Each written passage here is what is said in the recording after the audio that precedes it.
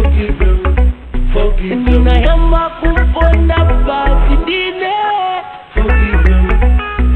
Amene sina gonje pakani indiwe. Forgive them. More than the sun. It is my prayer. It's more than a song, song, song. It's more than a song. Forgive them. It is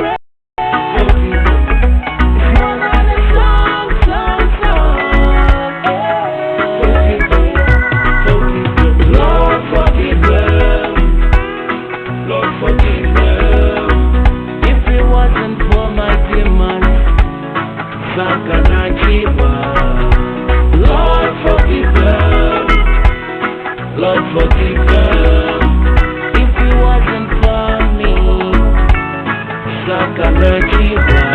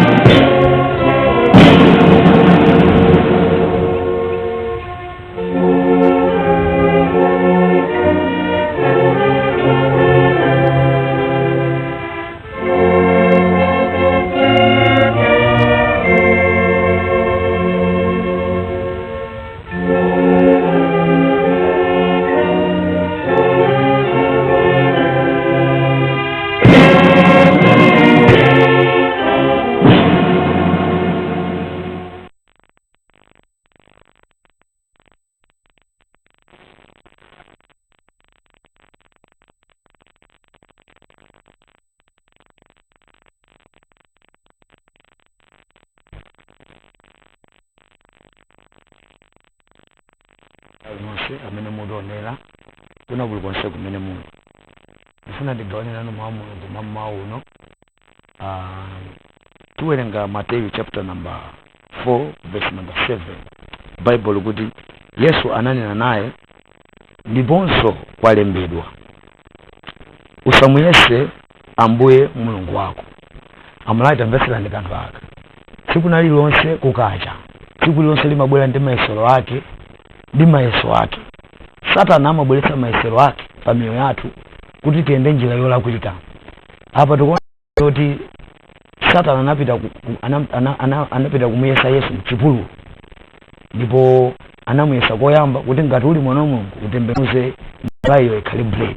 Yesu anayankha kuti munthu sadzakhala ndi moyo ndi chakudya chokha koma liwuna lilonse limene lachokera mkamwa mwa Mulungu. Ndipo Satana anabweretsanso Yesu lina lachiwiri anamtengera malo ena okwera Bible imati pamwamba pa chimbuzi ndikumuonesa mzinda kumuzanso kuti ziponyere pansipa chifukwa kwalembedwa kuti adzatumiza angelo ake kuti akuteteze. Mukaona Yesu loyamba Yesu atamuyesa Satana atamuyesa Yesu anayankha kuti kwalembedwa kuti munthu sadzakhala ndi moyo ndi chakudya chokha koma mawu ena ochokera mkamwa mwa Mulungu. Popeza zoti anaona zoti Yesu akuti kwalembedwa Satana anabweranso kumuza kuti kwalembedwanso kuti adzatumiza angelo ake kuti akuteteze iwe. Nali Yesu lachiwiri Yesu anamuyankha kuti kwalembedwanso. Ndi mutati muone Yesu anagonjetsa mayesero amene Satana amabweretsa pogwiritsa mawu oti kwalembedwa zimene zalembedwa m'Bible. Ukakhala kuti sukudziwa kuti kwalembedwa chani Satana amakugonjetsa ndi mayesero ake. Mmene mukuliyamba tsiku lanu chonchi mukuyenera kuti mukhale ndi kwalembedwa okwanira kuti zimene mukumana nazo mukhoza kuyankha kuti kwalembedwa. Mukakumana ndi mayesero amene Satana wabweretsa kaya mu office wina sana vale bwino mukuona kuti akukuyesani mukhale ndi kwalembedwa mkati mwanu.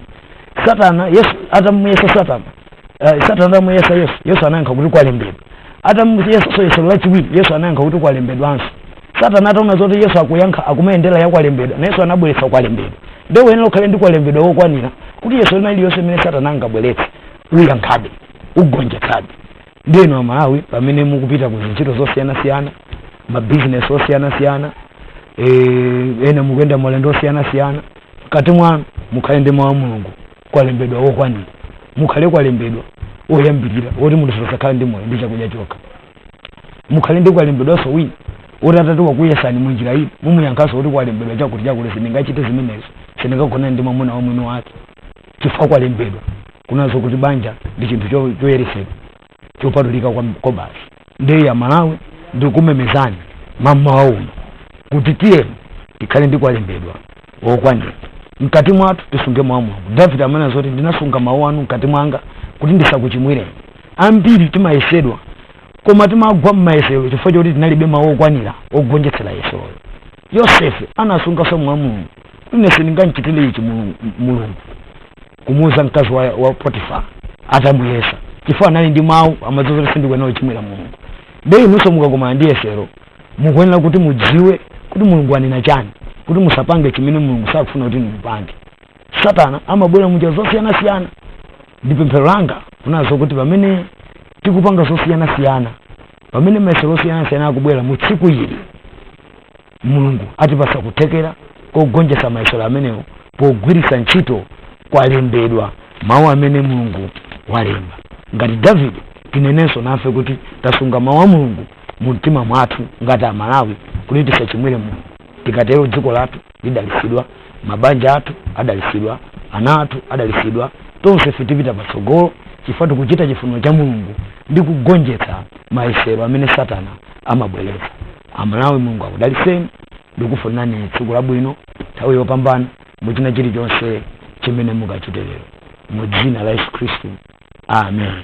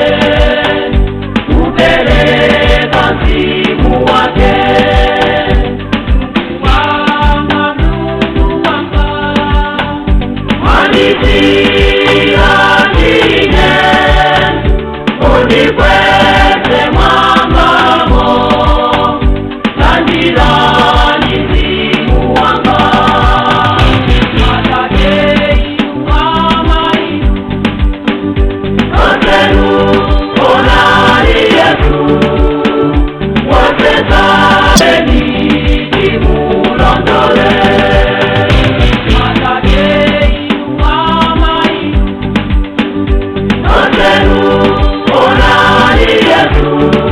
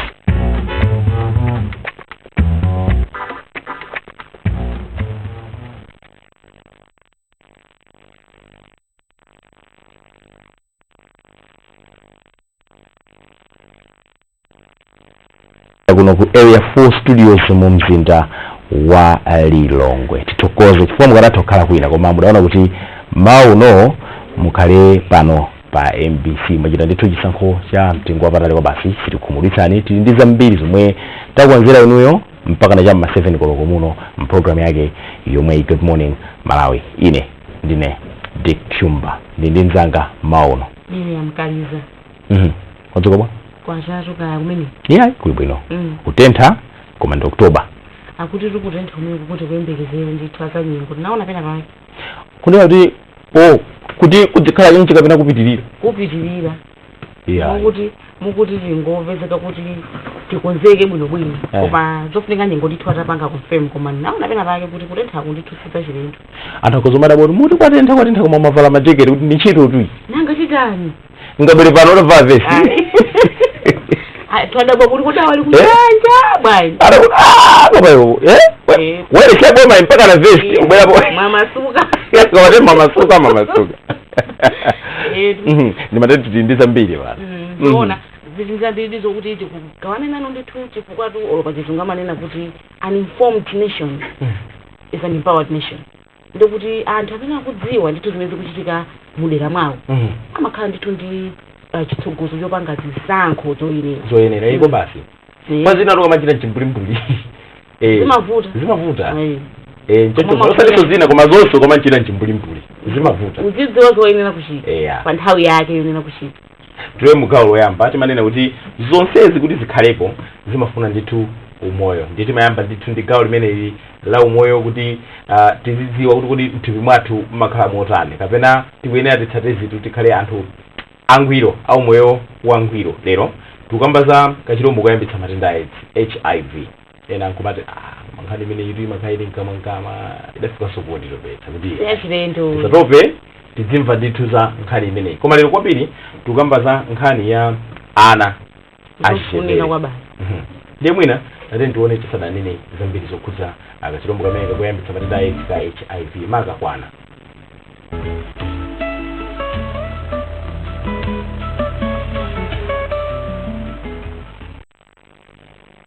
chito kapena ndondomeko kapena plan yomwe mwakazikitsa kumene apa yokhudza mwina kuti kulimbikitsa anthu kuti ana ang'ono akabadwa aziyezedwa ngati kuona kuti ngati aliza bwanji makamaka ku nkhondo ya dziko la Malawi yolimbana ndi kachirombo kameneka komanso matenda a AIDS. Pa ndondomeko za United Nations kudzera mu WHO World Health Organization dziko lapansi lagwirizana kuti tikambe nkhani imene tikumanena universal health coverage kunena kuti pasakhale munthu wina aliyense amene timsiye kumbuyo aliyense ndiyende nawo pa nkhani ya umoyo wa thanzi.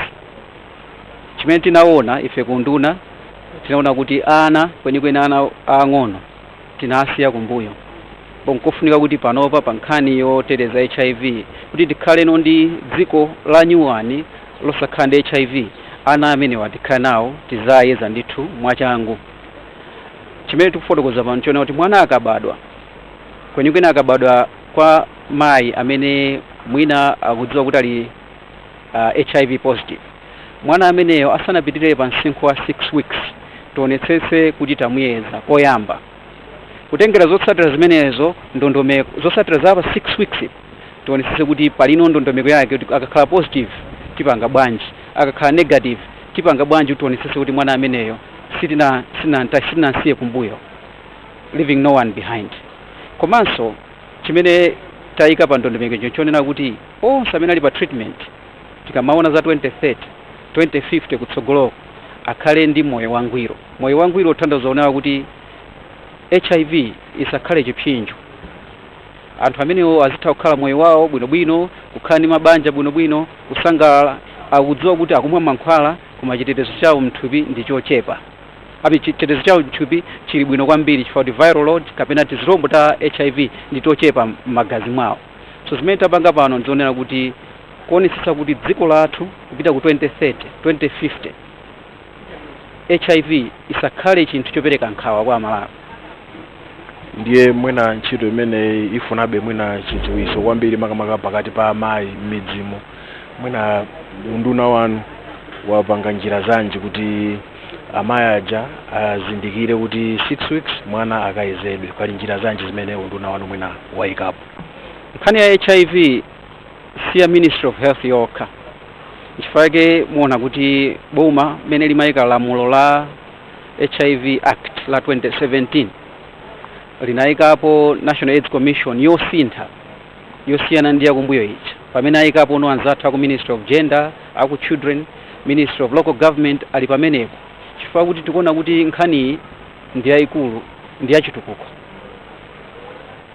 Choncho kuchokera ku boma tikuonesa kuti ma ministries osiyana-siyana tikuyenda nawo. Komanso pa nkhani zathu zogwira ntchito ndi anzathu ama civil society, amabungwe osiyana-siyana amene amakhuza kumizi. Tifuna kuti anthu amene aja nkhale pa council azikatha kunena pa full council. Mafumu alipo, ampingo alipo. Nkhani imene ijachoke pene paja ndithu zikafika ku village development committee pamuzi penipeni. Chifukwa tikunena kuti civil society imene munaonera muja tikugwira nayo ntchito. Musoti zimene tapindula padakali mano satayike. Ntchito imeneyi ndiyo kuti ndiyothandiza bwanji makamaka tikatenga saona kuti anthu akumudzi aja imvetsetse kuti ntchito yothandiza kuti kumwe kumabimisa ana kumayezetsa akadali ang'ono abadwa kumene katikati mwa sabata 6 ayezedwe ndiyothandiza bwanji mwina munjira ziwiri? Ntchito imeneyi yomwe yakhazikisidwa lero ndiyothandiza kwambiri chifukwa dziko la Malawi lachita bwino kumbali yoteteza ana kubadwa ndi matenda a HIV. Chifukwa mzimayi wa mimba aliyense timaonesesa kuti apasidwe uphungu ndipo ayezedwe, ndipo akayezedwa akavomera kuyezedwa ngati ali ndi matenda timamuyamba mankhwala ama ARV. Mankhwala ama ARV aja amathandiza kuti mwana ubadwayo asatengere makamaka ngati mzimayiyo tamupeza msanga koyambirira kwa mimbayo komanso amamwa mankhwala mwakathithi. Koma pamapezeka be zifukwa zina zomwe nthawi zina ena azimayi ena sakwaniritsa kuti amwe mankhwala ndi ana aja amakhala pa chiopsezo choti akhoza kutengera matenda. Ndiye timawayeza ana aja mzimayi aliyense amene wabereka mwana ndipo iyeyo ali ndi kachirombo ka HIV, mwana uja timayenera kumuyeza pa 6 weeks. Timamuyezanso pa 12 months, timamuyezanso pa 24 months. Ndiye nthawi zambiri tikatenga ma samples, ma dry blood samples, timatumiza ku zipatala zikuluzikulu komwe kuli ma machine amenewo. Ndiye mbudziwa kuti ma health center makhala m'midzi. Ndiye kuti safike ku chipatala chachikulucho iyezedwe malizatsa abwere nthawi zina zimachedwa. Plani imeneyi chomwe yachita ndiyoti panopo pakhala njira zina kuonjezera ngati kuyuza machine ang'ono omwe azipezeka m'ma health center mwina kuti strategic health centers kuti ma samples aja samapite kutali azingoyezedwa mboma momwemo malizatsa aja kuperekedwa msanga kwa mzimayi kuti mwana uja ngati ali positive ngati watengera kwa mayi wake athe kulandira chithandizo. Ngati sanatengere amayi ajaso alimbikitsidwe kuti iyayi khale inu muli positive mwana wanu sanatengere, ndiye panopo muzisatira ndondomeko yakuti yakuti. Ndiye kusintha komwe kwachitika apa komwe kukhale kothandiza fika nawo panopo tiona kuti ana ambiri ino tizitha kuwafikira. Ndiye chomwe chikhale chinthu chimodzi chosiyana chomwe chitithandize kwambiri kuti ana ambiri tapeze msanga. Imeneyo nkhani yofunikira munga maboma mayiko osiyana-siyana anagwirizana kunena kuti chaka chikamafika 2030 matenda a HIV ndithu akhale atachepetsedwa kapena atatheratu ndithu.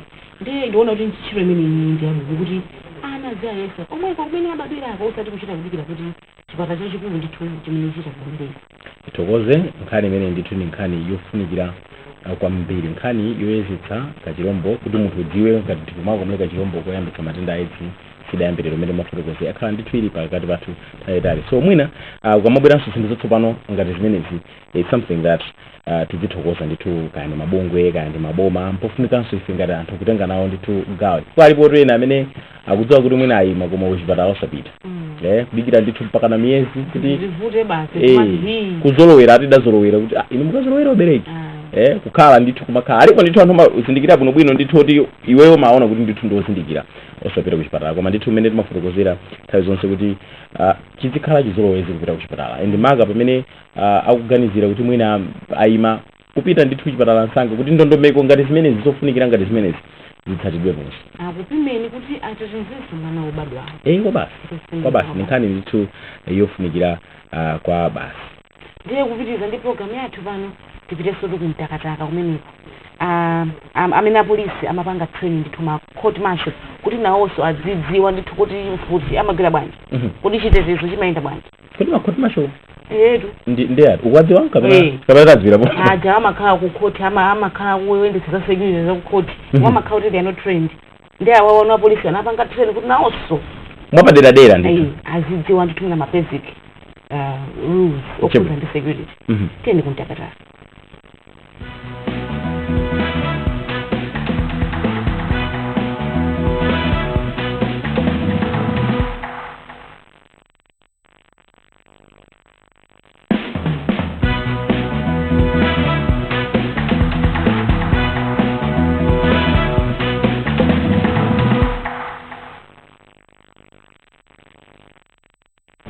ndifotokozera kuti ngati ku judiciary munaganiza bwanji kuti ulendo ono mwina mutumize gulu limene la akuluakulu amene abwera kuzaphunzira za chitetezo mwina zikumveka ngati ndikoyamba chifukwa chani munalingalira zopanga chonchi?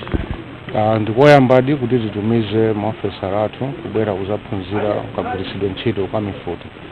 Izizi zachitika chifukwa chakuti apolisi amene amayenera kuti azipereka chitetezo makhoti ndiponso kwa majajezi nthawi zina amapereredwa ndikumapezeka kuti mwina tsiku lina momoti kubwera apolisi sanabwere ndikuti chitetezo kwa munthu ogwira ntchito ku khoti kuja palibe. So mmene tapanga train asilikali athu atikhulupirira kuti azikhalanso mpata kuti zinena kuti lero kulibe wa polisi azipezeka kuti athuwa alipo ndikuti apanga kava pamene mwina wa polisi sanabwere iwo azikhala kuti alipo. Mwina malangizo anu kwa anthu amene omwaphunzitsawa angakhale otani mwina pakagwiridwe ka ntchito?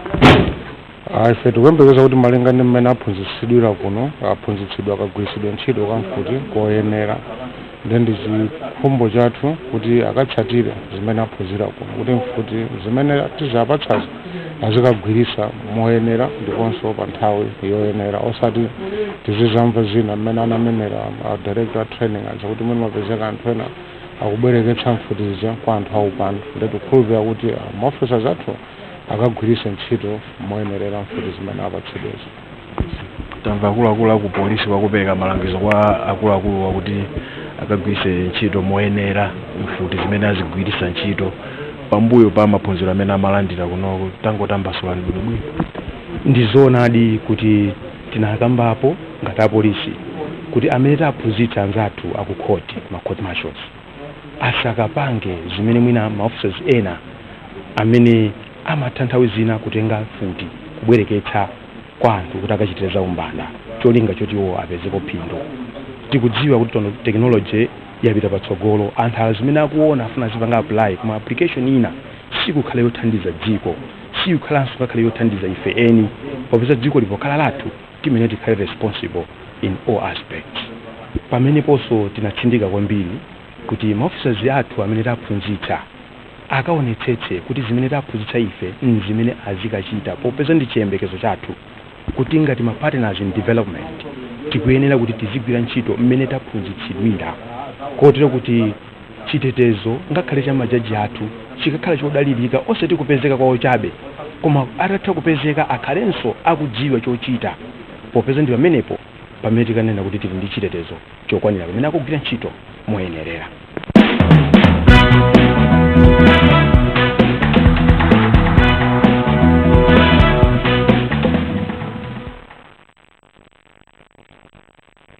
nkhani ndimeneyo kuchokera ndithu ku polisi kumeneko kumtakataka ndithu nkhani yofunikira kwambiri Miriam. Yofunika kwambiri chitetezo chofunika kuti anthu adzidziwanso kuti ife we are protected tikutetezeka ndithu. Apolisi akamagwira ntchito yawo tidziwe kuti amakhala kuti adaphunzitsidwa.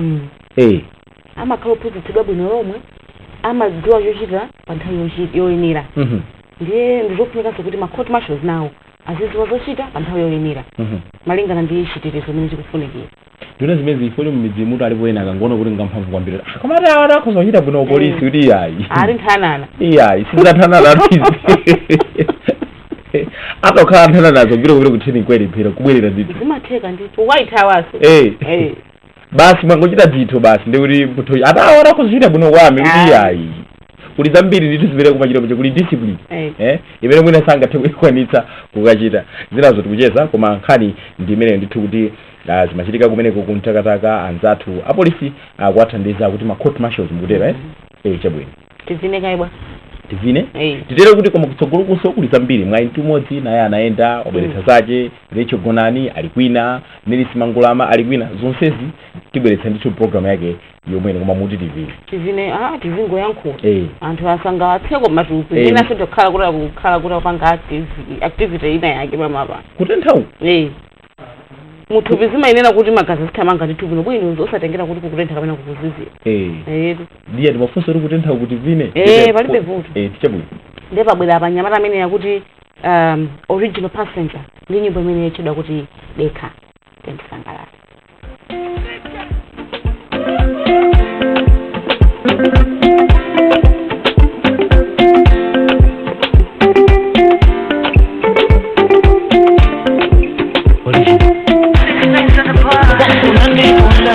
Siripaziro unandikonda ndikukanda unandikonda maluzi atandichapa atandika paize bisakumaka sayamba kuyenda ulindima mta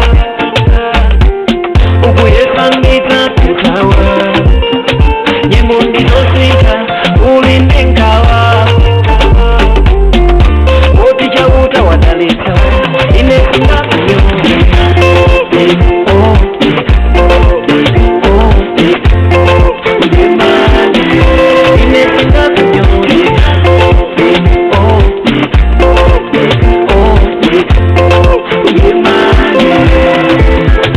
kayandikukana utandikane ndiwe kayandikuluza utandiluze ndiwe kayandikutawa utanditawe ndiwe kayandikuliza utandirize ndiwe chikongi nichuma umachimako ukakalandika chengi iwe banga indalama umalimako ukakalandika samtini mamita kuwa limuti tafuti kila limuti Vita kanda limuti umenya haso limuti mamita tuwa limuti tafuti kila limuti Vita kanda limuti umenya haso inesinga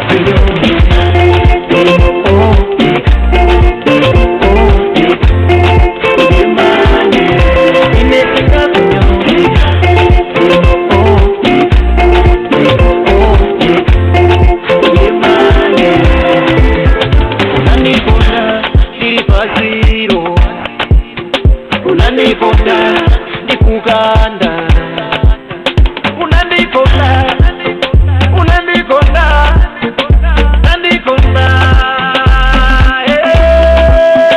mamita limuti yavutikila limuti bebita kanda limuti umenya haso limuti iwe Dekha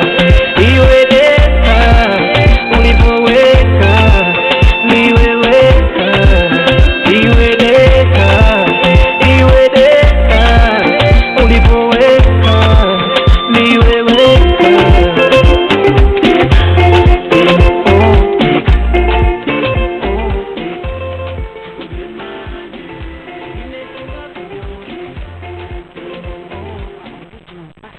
ndi nyimbo imene yakuti Dekha akuti unandikonda ndili paziro Dekha tigemani kodi kumuthokozana kuti iweyo inalibe chilichonse ndili mbu unandikonda ndiye pano pa Dekha notigemani sizayenda koma tinene chilungamo masiku ano kwapeza otero kuti akukonde kulibe kalikonse somadzavuta mpokha ngati kuti somadzavuta ambiri libe timayang'ana kuti ali mchani auti iwe andea ati iya koma munisabirize zero kani isiyeni original passenger wanena akuti Adekhe anakonda anali pa 0 lero ali ndi kanthu adye mayi ndalipoenda amati ukapeza choncho chino mati nanga sinkaziyo ndi kuti adali wathayi imene ulibe kanthu ameneponso mpeze wina amene mutu mpeze wina amene ndalama ziti zimukhale si bwino choncho ngati tili ndi munthu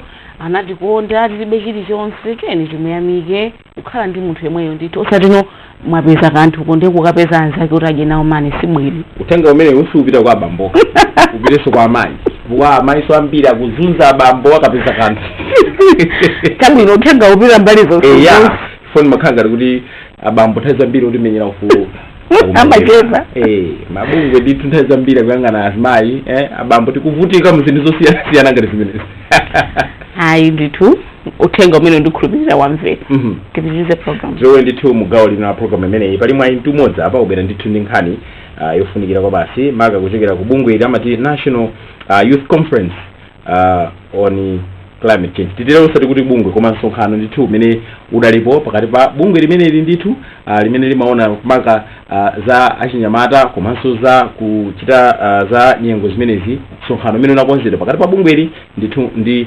atolankhani timve kuti mwambo umenewu udali kuti bwanji adakonza mwambo umenewu komanso mwina afuna kukwanitsa chani mwayi mtumodzi uthenga waukulu umene tifuna kupereka ku dziko lonse la Malawi ndoyena kuti ife monga achinyamata ndife nditu okonzeka kutengapo mbali yayikulu pa nkhani za kusintha kwa nyengo Malawi muno sitikufuna kungokamba nkhani chabe kuti achinyamata totengapo mbali koma pano pa chimene tikufuna ndoyena kuti achinyamata atengepo mbaliyo pa nkhani ya kuchepesa mavuto amene akudza mdziko lino chifukwa cha nkhani ya kusintha kwa nyengo komanso uthenga waukulu wetu ndina ndoyena kuti achinyamata ndithu atengepo mbali yodziwika mbali yoti ndithu ithe kupindulitsa dziko lonse la Malawi afunikanso mabungwe kapena aboma osiyanasiyana kuti athandizirepo kuonetsetsa kuti pa zimene achinyamata pakali pano akupanga kale paokha ndi zitizo zimene aboma kapena mabungwe kapena amene amathandiza nkhani zosiyanasiyana za chitukuko zokhuza nkhani za kusintha kwa nyengo zimene angapangepo kuonetsetsa kuti achinyamatawo ntchito imene anayamba kale ija ipitirire komanso athe kuyipanga ndithu mwabwino mopindulitsa dziko lonse la Malawi achinyamata ndithu ndodzipereka kwambiri nditha kupereka chitsanzo kuti kungoyang'ananso achinyamata amene anabwera ku msonkhano umene tinali nawo analipo pafupifupi 170 kuchokera madera osiyanasiyana Malawi muno sanalamuliro okhayi kusonyeza kuti kamakamba nkhani za kusintha kwa nyengo achinyamata madera osiyanasiyana Malawi ndokhudzika kuti atengepo mbali kuti athane mavuto amene akudza chifukwa cha kusintha kwa nyengo ndiye kupatulako kuti timakamba ndithu za mbali zosiyanasiyana zimene aboma angathe kutengapo komanso mabungwe ena angathe kutengapo kuthana ndi mavuto akudza chifukwa cha kusintha kwa nyengo achinyamataso anakambira naso kuti kodi iwowo paokha ndi chani chimene angathe kupanga kuonetsetsa kuti atengepo mbali kuti Malawi tisakhale tikuvutikabe ndi mavuto omwe aja amene timavutika nawo chifukwa cha kusintha kwa nyengo ndiye mbali zina zimene achinyamata amathulapo ndizonena kuti mwina nawonso atengepo mbali kupanga mabizinesi osiyanasiyana ku nkhani za ulimi komanso nkhani za timati energy sector in Malawi kodi angagwiritse bwanji ntchito ya ntchito mphamvu imene siyowononga ngati mphamvu ya solar kubweretsa ndithu ma innovations osiyanasiyana kupangaponso ma business osiyanasiyana kuti atukule kugwiritsa ntchito mphamvu ya solar imene simawononga nkhani za kusintha kwa nyengo mwina choyambirira ndi kukhala pasi ndi anzathu amene tinali kukonza msonkhano umenewo kuti nawo tiunikire kuti ma recommendation amenewo amene akufunikira ngati panopo ndi otani ndeno tiyenera kuti tipange prioritize zimene zofunika panopo kapena zimene zingafunikire kuti tipange in medium term komanso ma long term priority areas based on ma recommendation amene tapangawo ndefe ngati zimene zotiyeneranso tipange identify kuti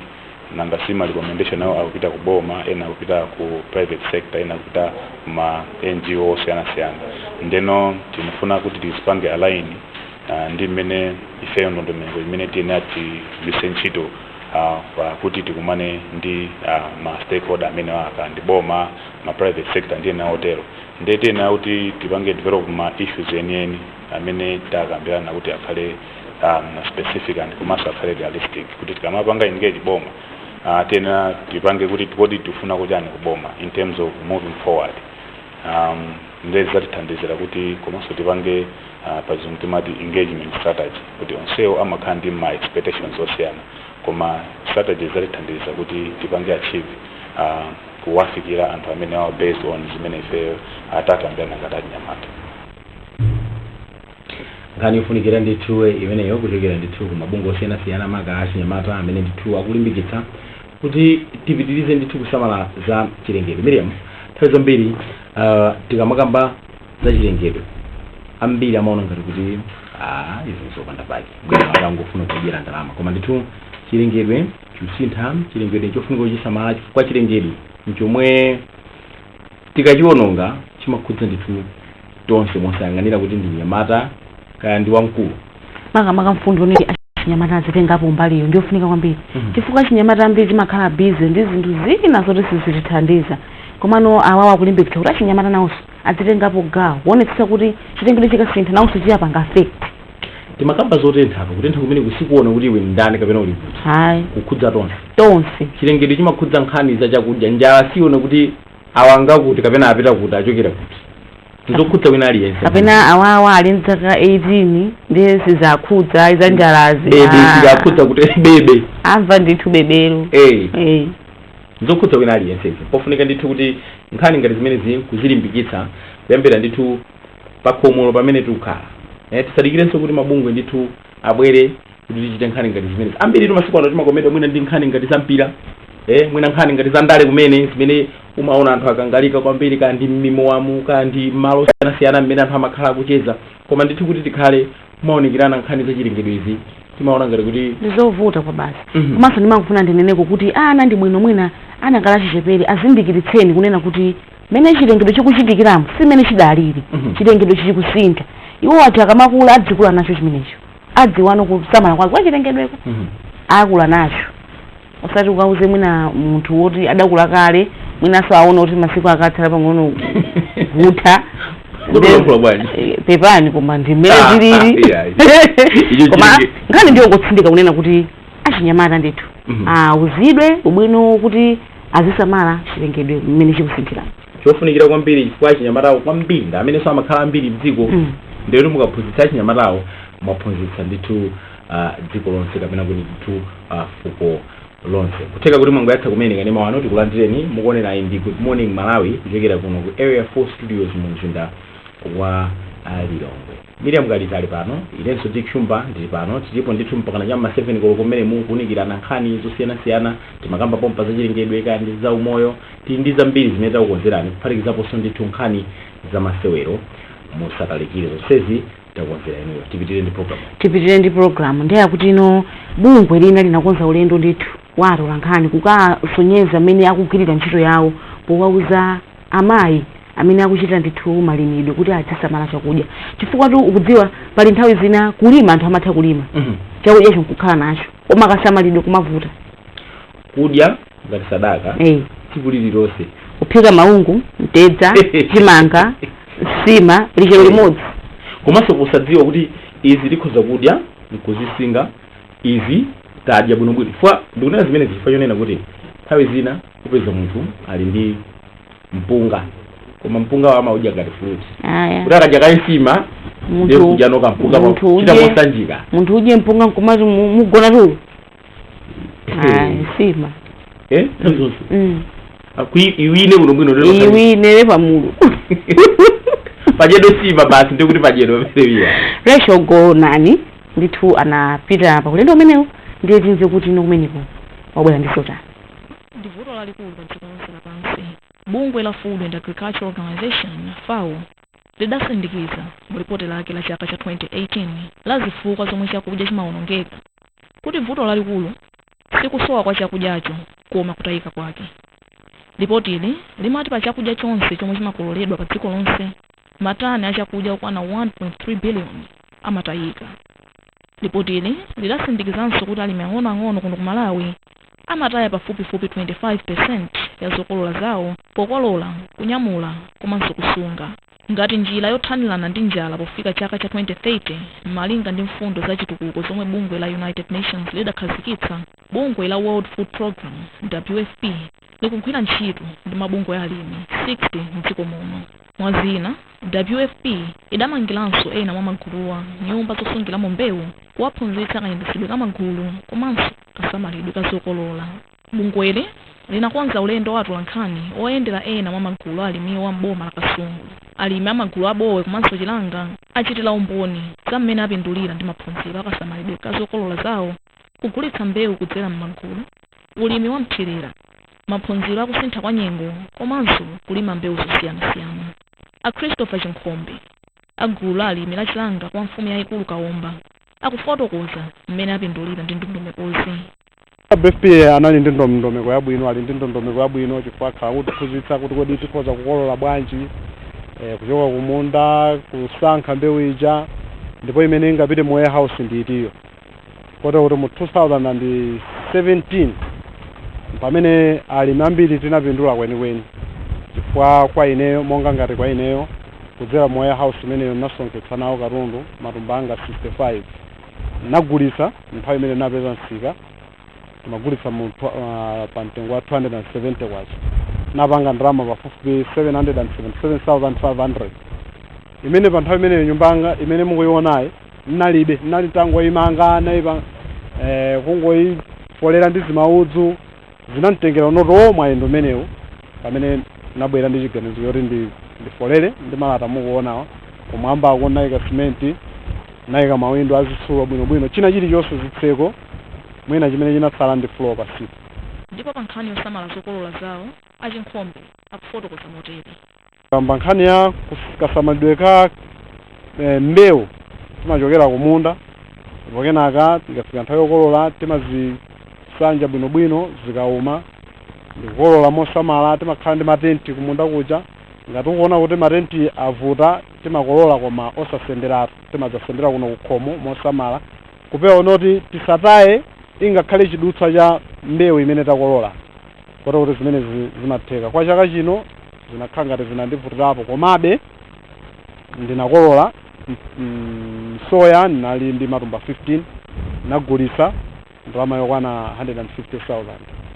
Nali ndi mtedza matumba 200 osaswa timagulitsaso zosaswa kumavenda ndi kuyena kotero napeza ndalama zosachepera 200,000.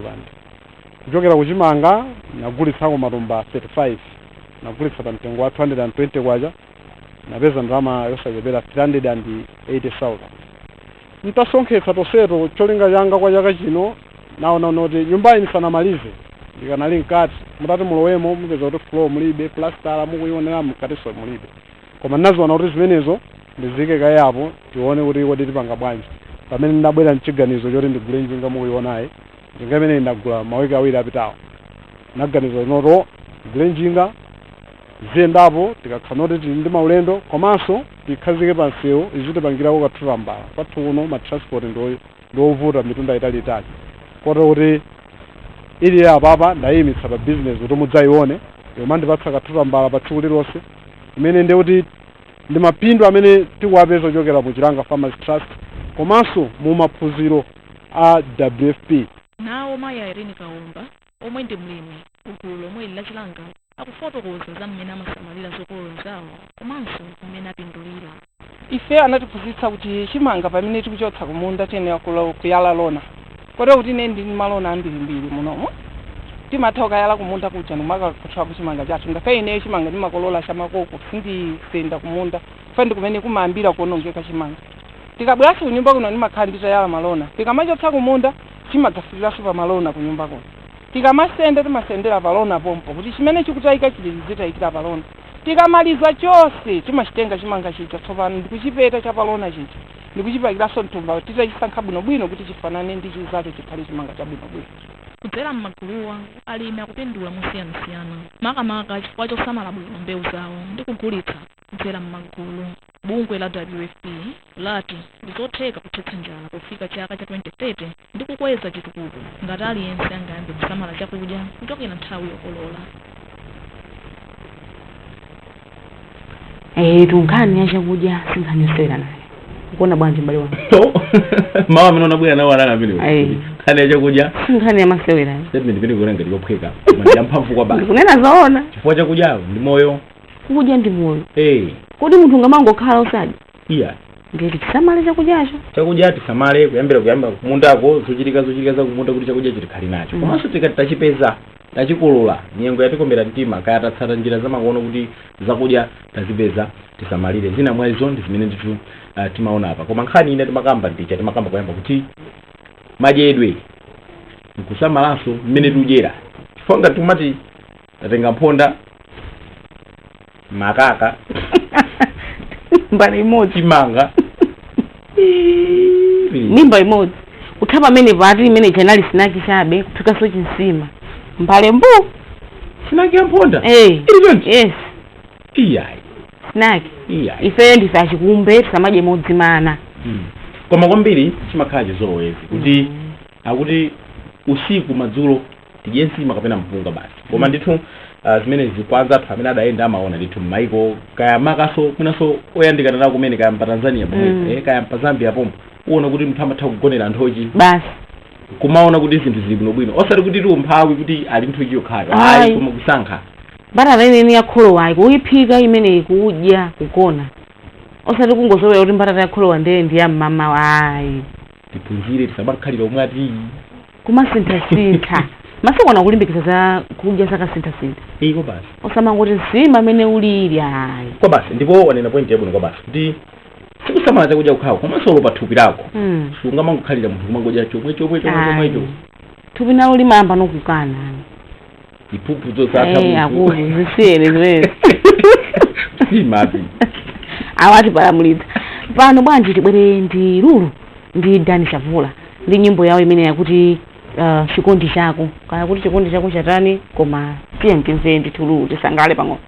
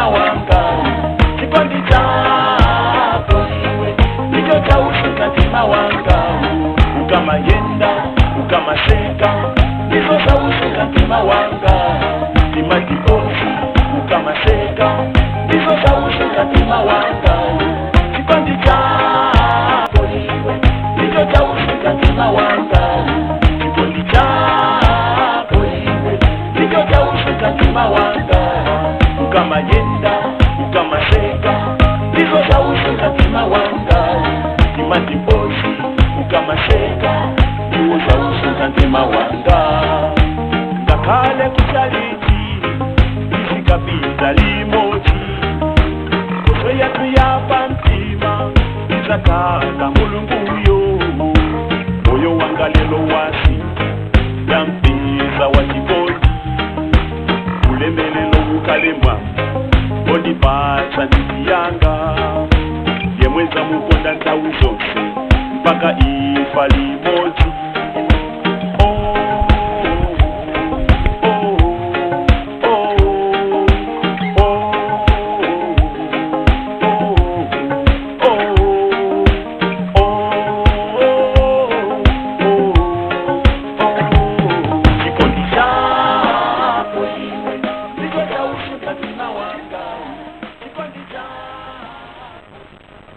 nyimbo katsopano kamene kakuchokera ndithu kwa danje za makuimbo mothandizana ndi Lulu akuti chikondi chako pali zinanso pali zina tipitirize ndithu kuti programu iyi ikukhala ndithu kumapeto komano pali mpingo umene ndithu uli ndi msonkhano wa pachaka ndipo akuyitana anthu ama mipingo isiyanasiyana kuti abwere ndeneli simangulama anayankhula ndithu ndi akuluakulu a mpingo umenewu tingomva pang'ono kuti akuti chani kodi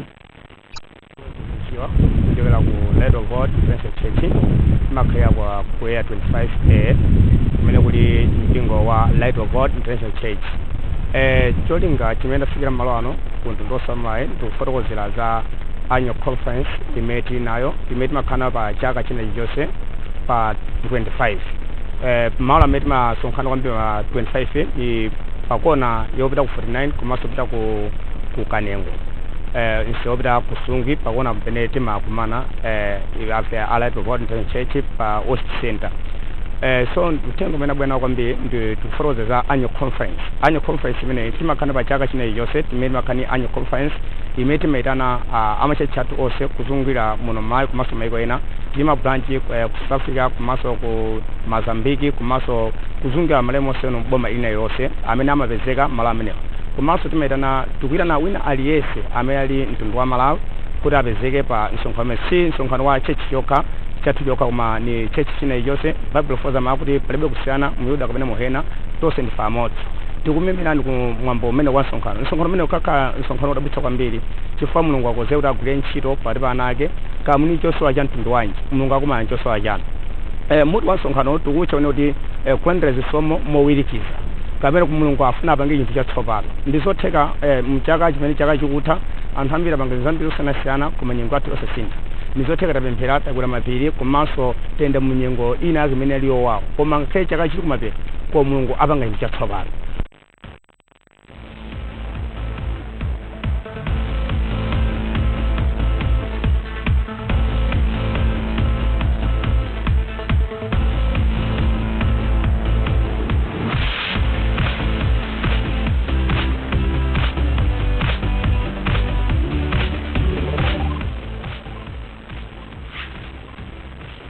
Zona ditu kulandira mchigawo chimene cha nkhani za masewero ine ndi Robert Kalindiza nyamata matewe koma otseka kumbuyo nthawi zonse sitilephera ndithu kukazungulirako pa M1 Center Point kufuna kudziwa kuti kodi kutsogoloko zipolopolo zimene zikubwera pa M1 Center Point ndipo anthu akuchalira zotani ndiye zikuoneka kuti madeta amene ayikidwa kumeneko pa 26 December kukhale chipwirikiti chifukwa Hanoki Phiri akhale akugwebana ndi Fuso Fighter Gwayana.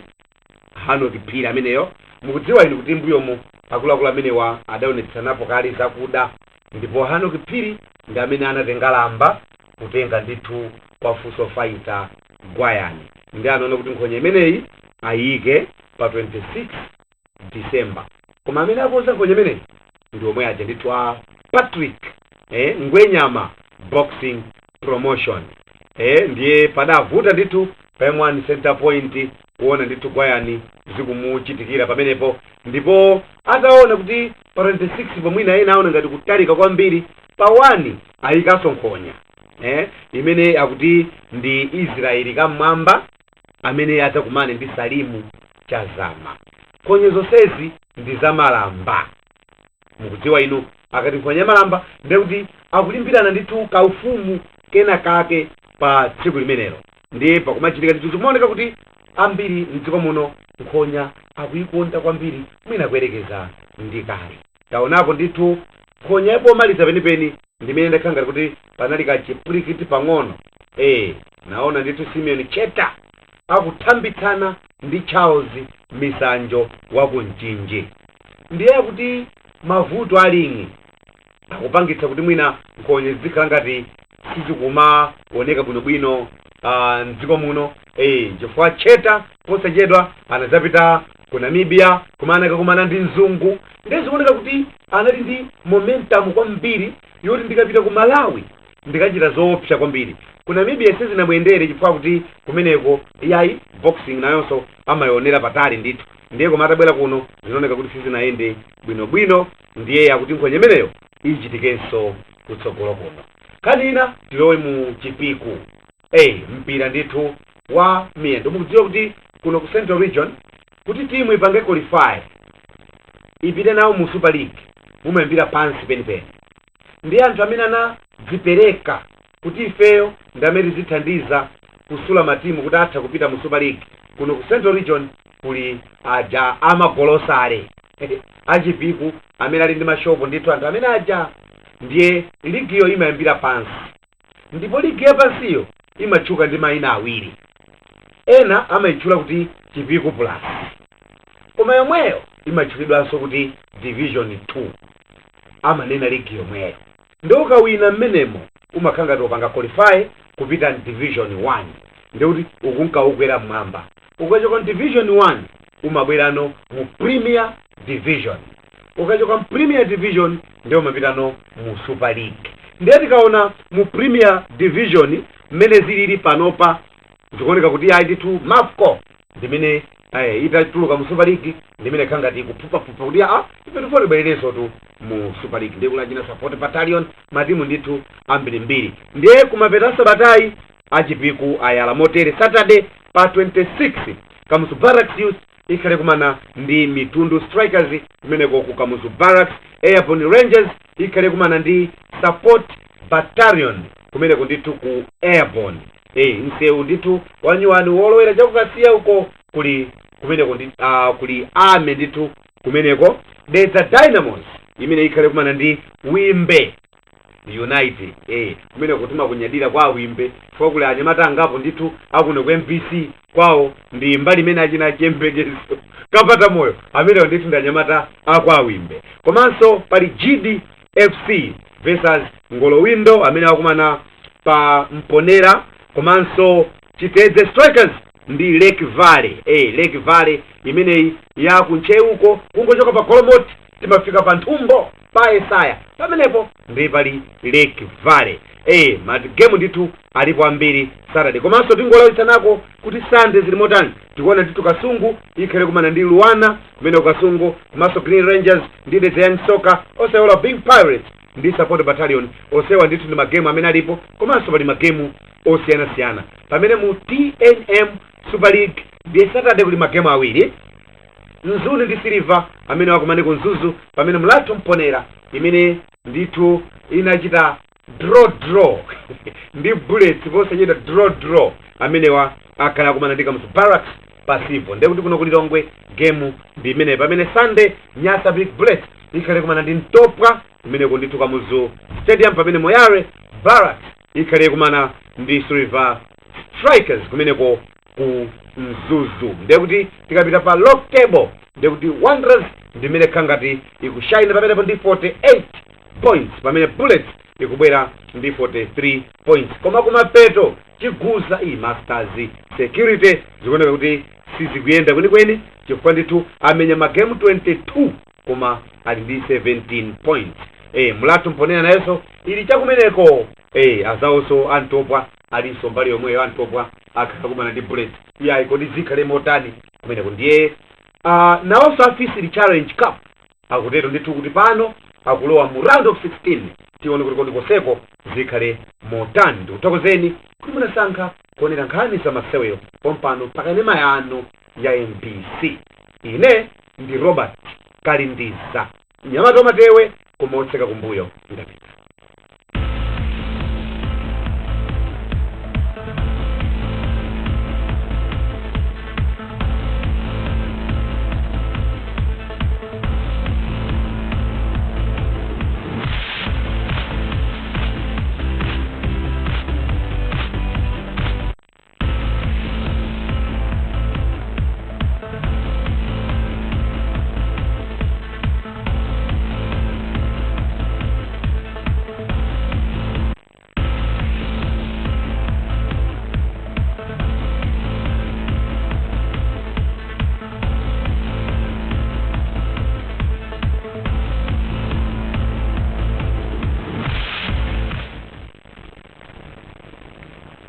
Tukazombere ndithu Robert Kalindiza kuti patsira ndithu nkhani za masewero program yathu ya lero ya Good Morning Malawi. Ndipikitsanso ndithu kumtsiriziro kumalechereche kuti kwa program imene imawo. Tikwangule basi. Tikagwire zina za boma. Tithokoze kwambiri kuti inuyo mulali pamenepo kuonera kanema wano mawu nokuonera program imene ya Good Morning Malawi.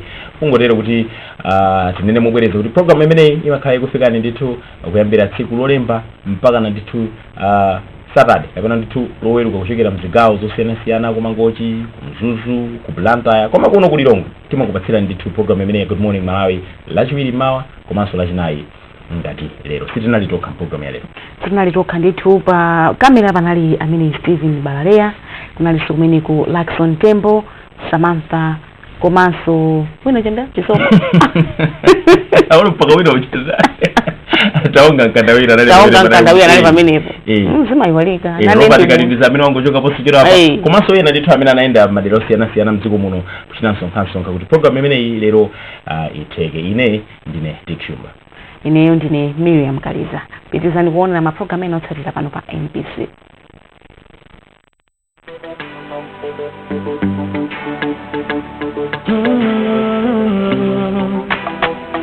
Mashuta wande aya mwana mulanda wakandito na Yesu nkabirika muhene wakandivulamo kumanya pa umoyo wanje kuti mdada ndi mushuta nanga uli inene lichekulunga wende nguzomeleza ndi mwezalawe imirako kwa imwe ine chiuta imilingarani na mama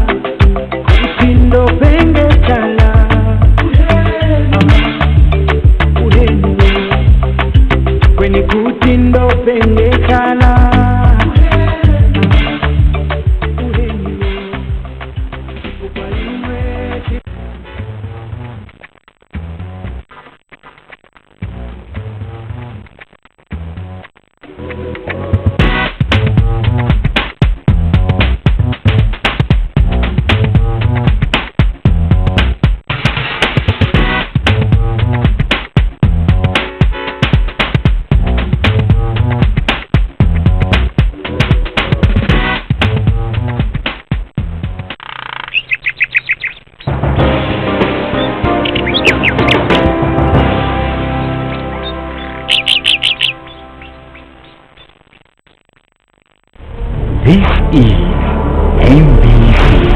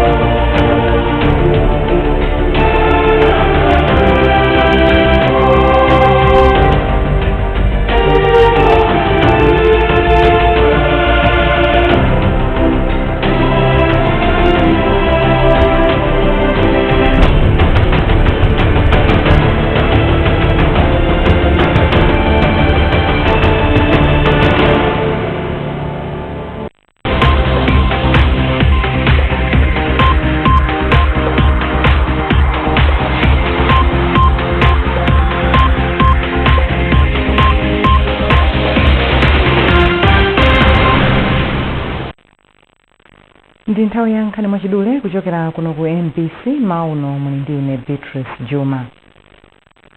Boma la Russia lati ladzipereka kuzamitsa ubale wake ndi maiko a mu Africa potukula ntchito za malonda za migodi zomangamanga za luso la makono la makompyuta ndi zina.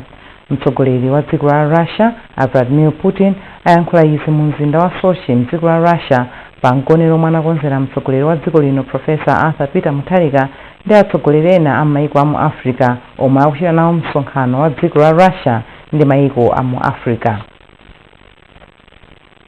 Kazembe wa dziko la Britain kuno ku Malawi Mai Hore Tete ayamikira boma la Malawi kamba kukhazikitsa njira zomwe zikuthandiza kulimbana ndi mchitidwe ozembetsa anthu kumakawagwiritsa ntchito zosayenera.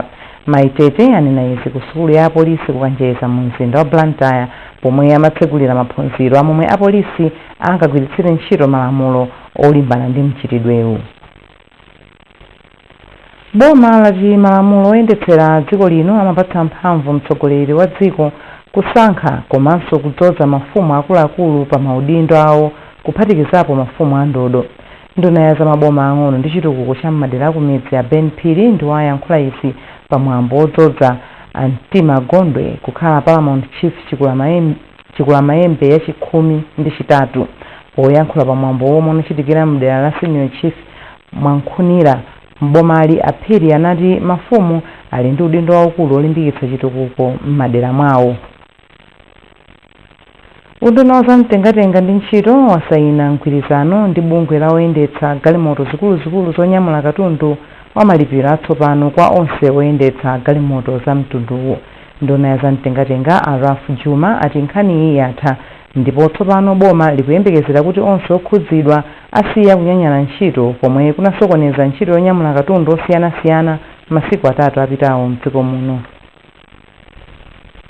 Boma lati liwonetsetsa kuti m'madera muli anthu othandiza anzawo kudziwa momwe angapindulire mokwanira ndi ntchito zosiyanasiyana zomwe likuyambitsa ndi cholinga chokweza miyoyo yawo. Ndunayo nazoti pasakhale kusiyana pa ntchito pakati pa amuna ndi akazi, ana olumala ndi chisamaliro cha anthu.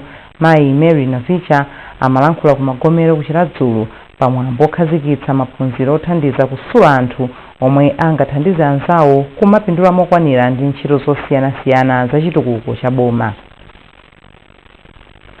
Sukulu ya Natiswe m'boma la Dedza ayiyamikira popambana sukulu zonse za primary mdziko muno pa maisa standard 8 ngakhale sukulu imakumana ndi mavuto osiyanasiyana. Poyankhula popereka mphotho ku sukulu m'boma la Dedza, mkulu woyang'anira za maphunziro a sukulu za primary Agosa Mafuta anati unduna wa za maphunziro ndi okondwa ndi kuchita bwino kwa sukuluyi ndipo boma liyesetsa kupereka thandizo lonse lofunikira kuti sukuluyi ipitirire kuchita bwino. Nkhani mwachidule m'mauno ndi zomwezi. Ndine Beatrice Juma ndikufunirani tsiku lopambana.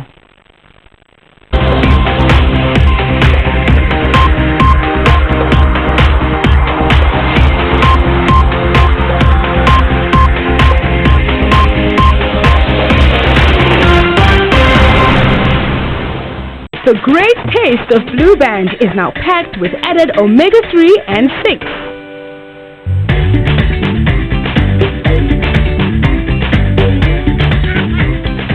making it easy to give your kids a good start to great days.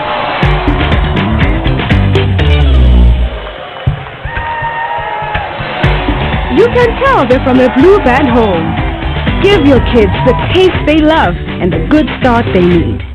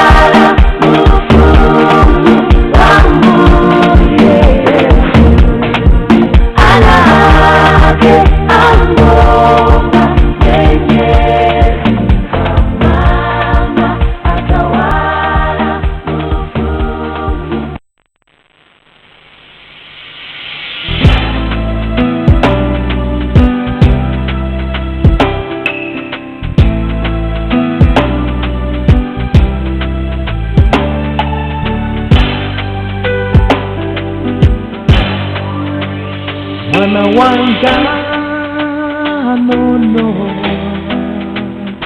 ulibuti nono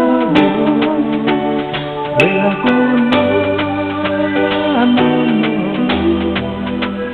bela yine tati wako yoipa usabwezele uzingopenya uye amawona yoipa usabwezele uzingopenya uye amawona zikavuta mpikoli ukubuke kupembela baikulo ikalendodo utapambana utagonjezwa joipa usabwezele uzingopenya uye amawona joipa usabwezele uzingopenya uye amawona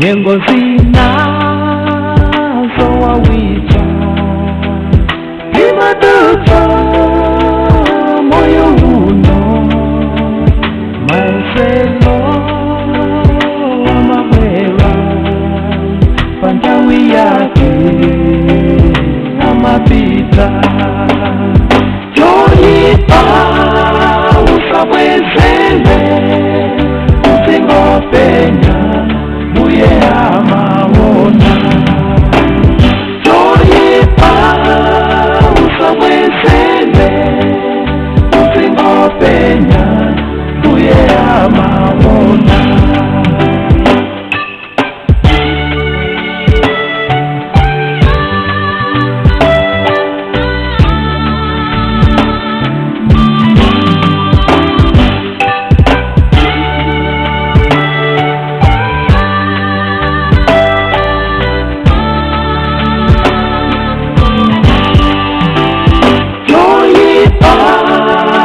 usabwezele uzingopenya uye amawona joipa usabwezele uzingopenya uye amawona joipa usabwezele uzingopenya uye amawona.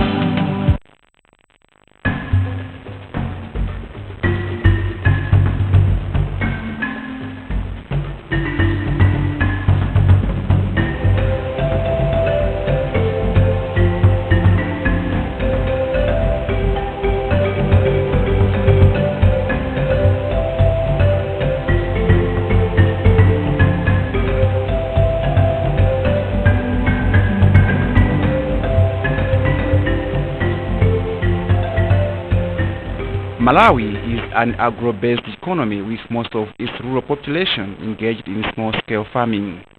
A large percentage of the crops grown, such as maize and groundnuts, are mostly for food, with few cash crops like tobacco, cotton and soya beans. However, due to a number of factors such as poor farming methods and climatic changes, farmers are unable to realize bumper harvests as most of the soils have become so poor, leaving a peasant farmer with hardly enough food or money to support his family. It is against such conditions that Lilongwe University of Agriculture and Natural Resources, Luana, through the Malawi Agroecological Intensification Project, wants to help and improve farming methods among farmers.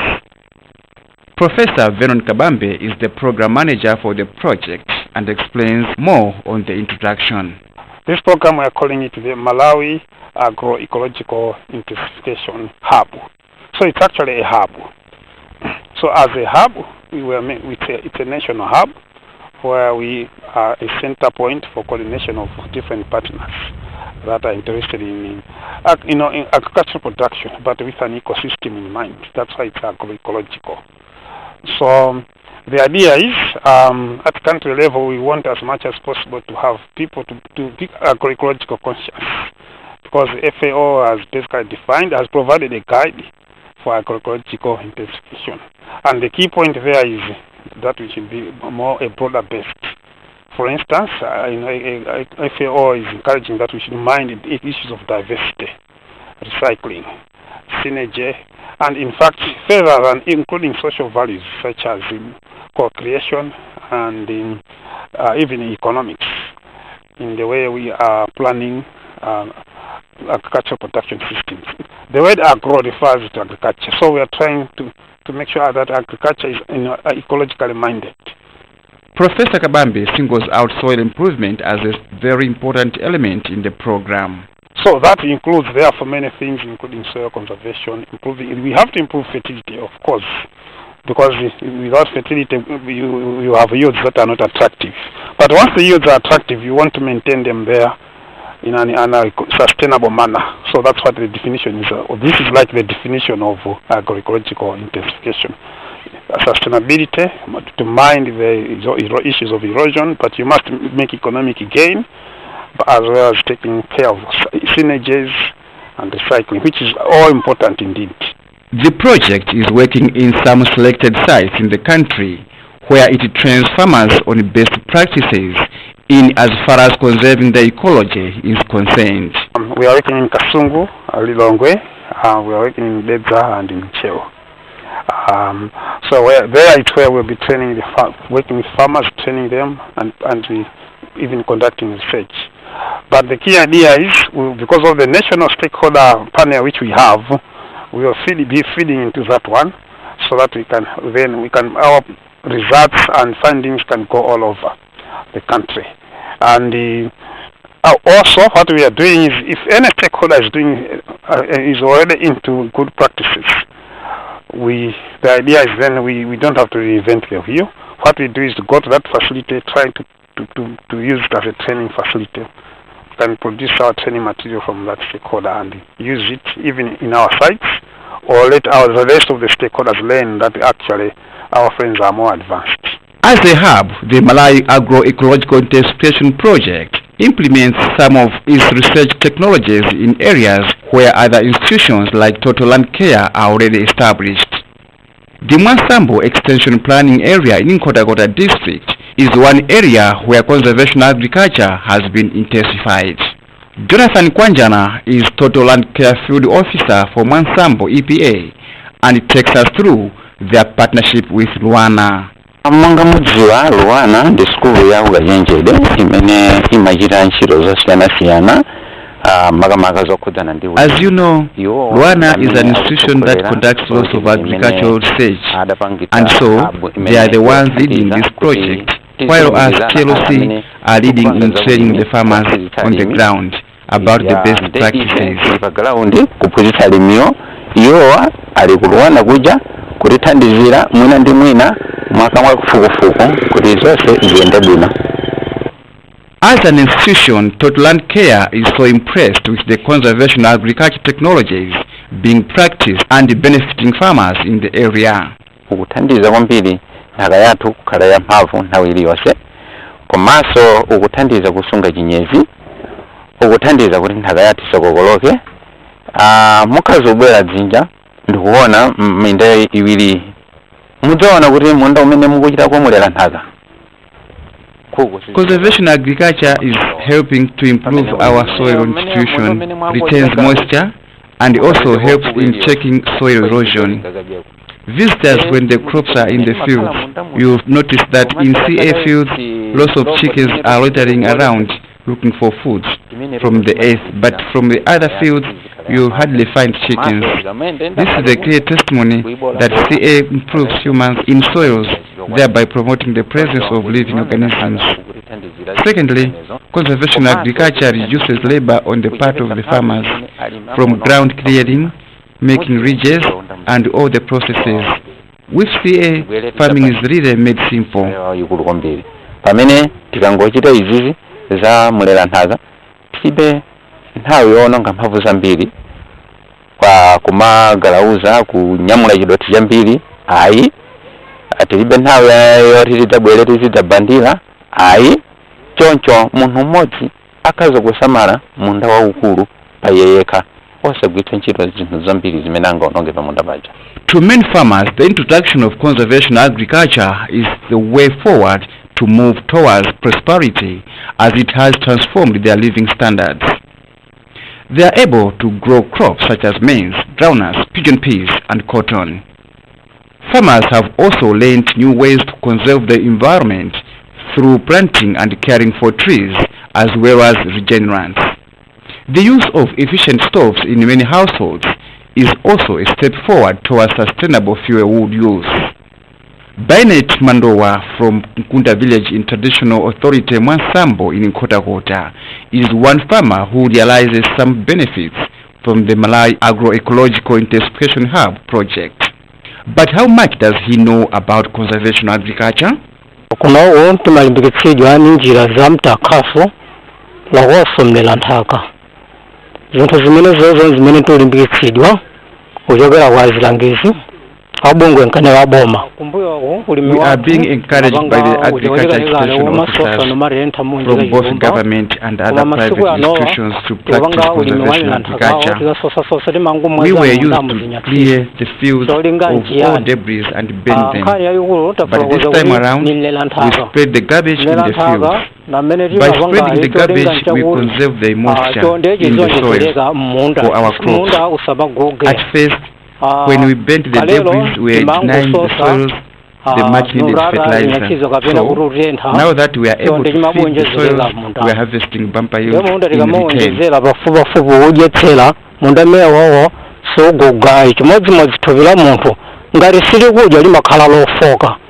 Mandowa gives an account of how much he realized from the last season's harvest in comparison to those who did not apply conservation agriculture technologies.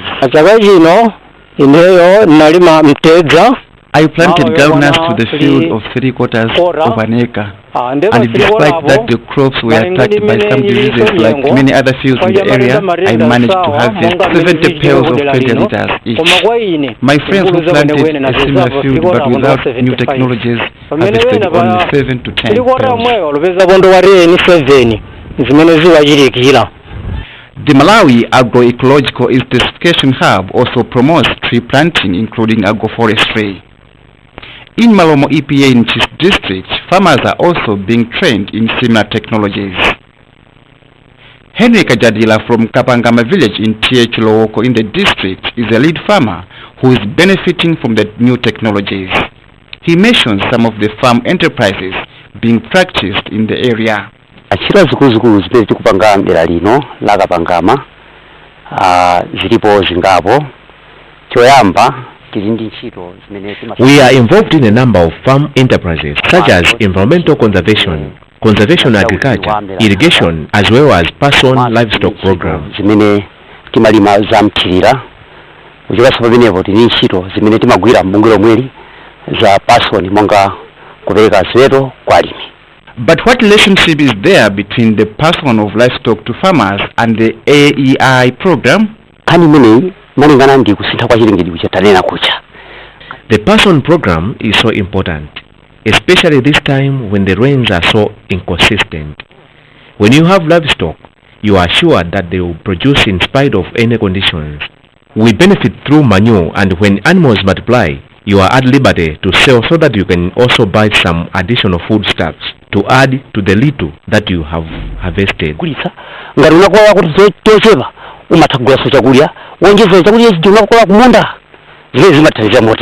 The project, in collaboration with Total Land Care, is encouraging farmers to own individual woodlots with the aim of fighting environmental degradation. The communities see a rosy future in managing the natural resources, which also promotes agriculture production. ndi umene tolandika ide tiphunzitsa molimba kuti Total Land Care trained us to raise individual woodlots, which can help us in many ways. Through planting of trees, TLC taught us that we should be able to address the environmental degradation, avoid effects of soil erosion, and be able to allow air purification process to take place. We are optimistic of a better future because we have the skills and knowledge of raising tree seedlings, planting and taking care of the trees as you see. So we can challenge that even if the project stops assisting us, we will be able to sustain it on our own.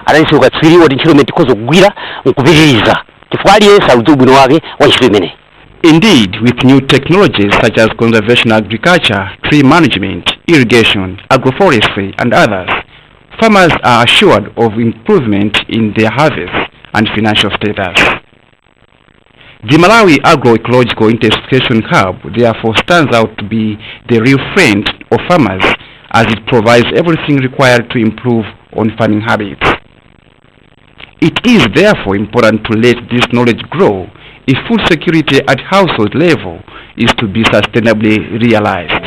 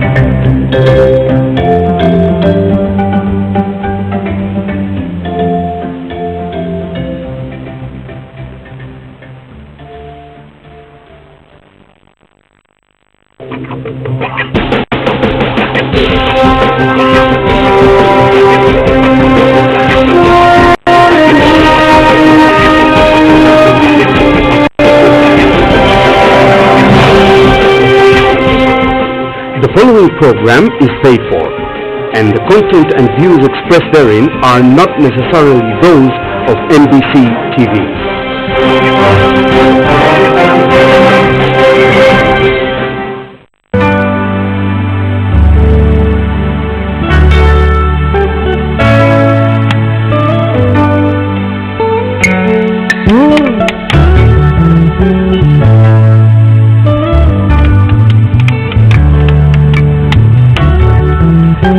Let somebody shout hallelujah.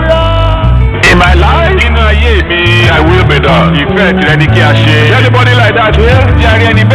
Let me hear you say it loud and clear.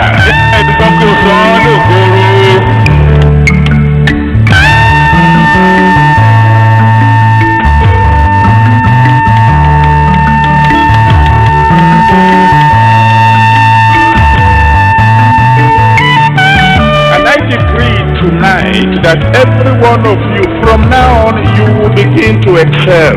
Amen.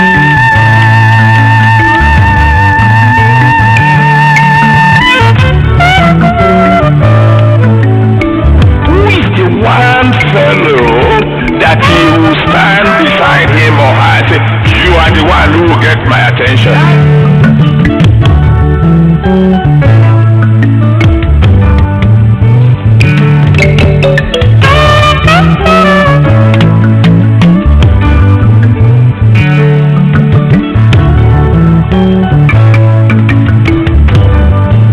Anointing allows you to enter into overflowing blessing. Redemption Way.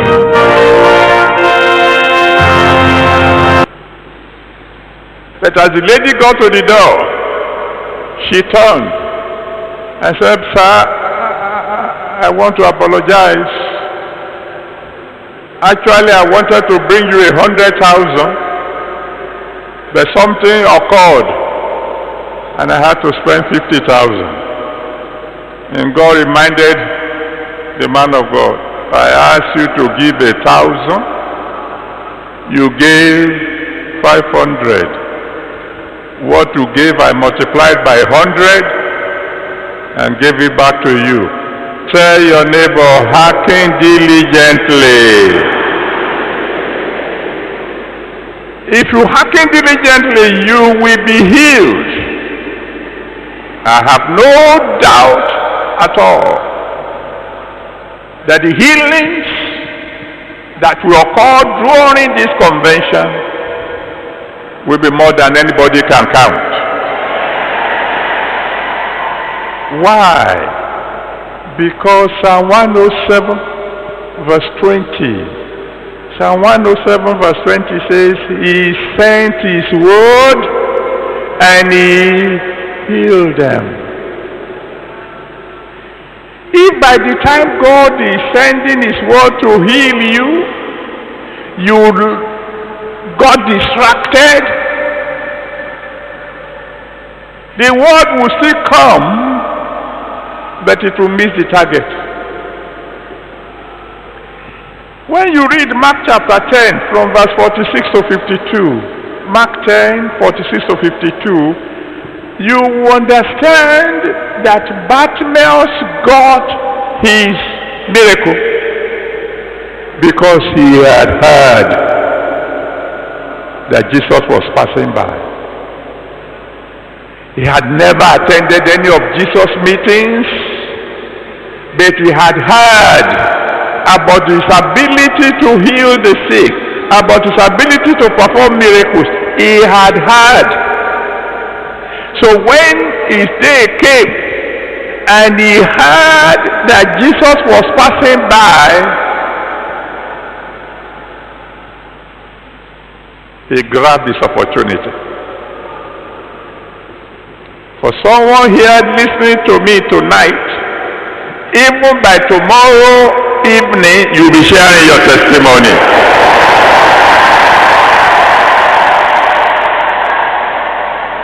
When you read Matthew chapter 8 from verse 5 to 13, Matthew 8, 5 to 13, the centurion came to Jesus Christ and said, help me, my servant is in trouble.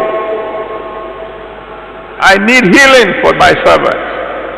Jesus said, I will come and heal him. He said, no sir, you don't need to come. Speak a word. Just one word. And my servant shall be made whole.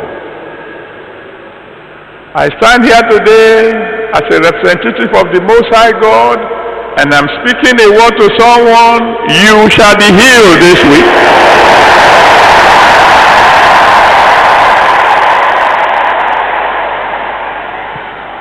If you hearken diligently, not only will you be healed, you will remain healthy. Exodus 15 verse 26. Exodus 15 verse 26 says, if you hearken diligently to the voice of the Lord your God, he says he will see to it no sickness will come near you again. It is possible never to know sickness again. And I know there are at least two people here tonight, myself and somebody else, who will never know sickness again.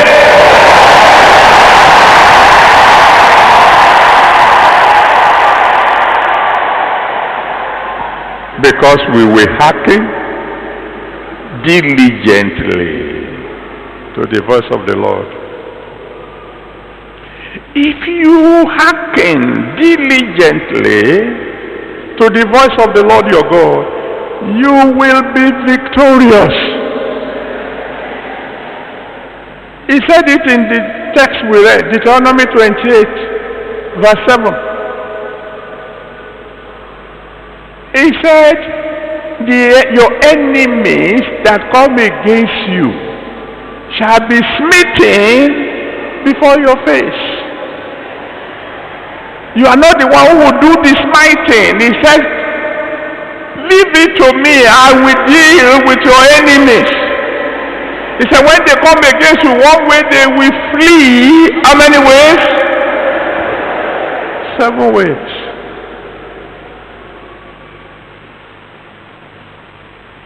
Some people have said, sir, why don't you reply all your enemies? There's no need. All I need to do is hearken diligently to the voice of the Lord, my God. I decree to someone tonight, as you begin to hearken to the Almighty God, you will have victory without a fight.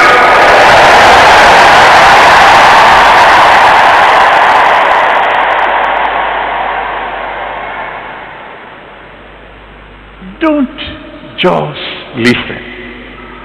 Hearken. Then not only will you be victorious, you will remain victorious. Because Psalm 91 from verse 1 to 10, Psalm 91 from verse 1 to 10 tells you what will happen if you will just abide, you dwell with the Most High, you abide under the shadow of the Almighty. He said, it doesn't matter what evil may be happening to your right, to your left, it won't come near you. That's God who said so.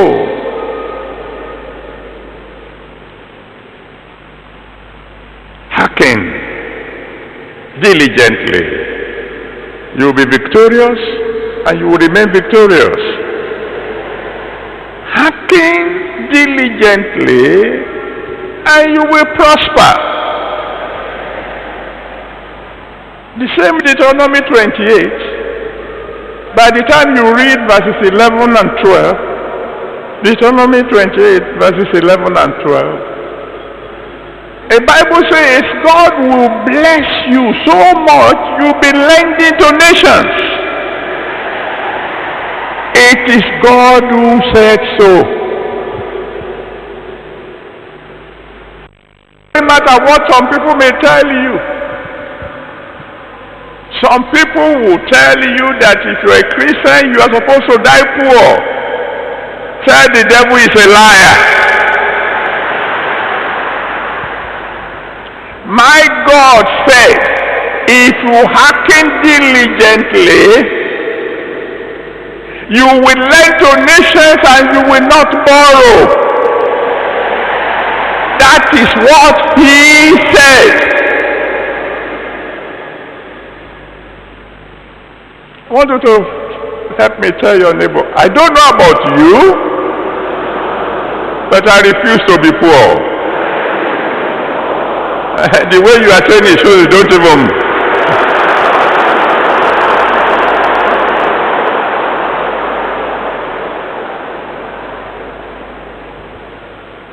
You can't do the work of God without money.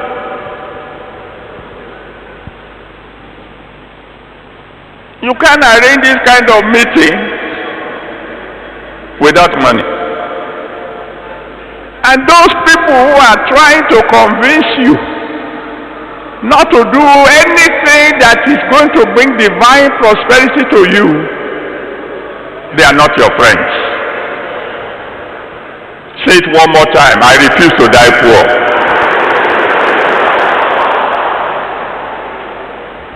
He says if you will hearken diligently through his word, he will prosper you so much so that you'll be lending to nations.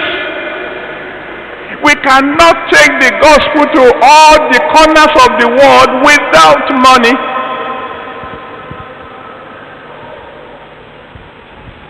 And the money is going to come into your pocket first.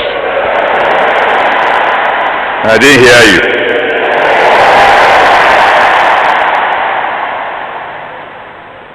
That's why he said, give and you shall be given. Sow bountifully, you will reap bountifully. The principles are of God. He's the one who said so.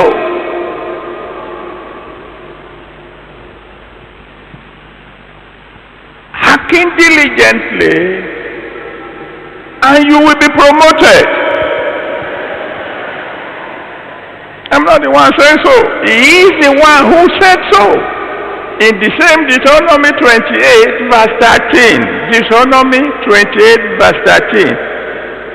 After he said, hearken diligently to his voice in verse 1, he said in verse 13, you shall be head and you shall not be tail. You shall be above only and you will never be beneath. And what is the meaning of that? He's saying, if you hearken diligently to the voice of the Lord your God, not only will you be promoted, you will remain promoted.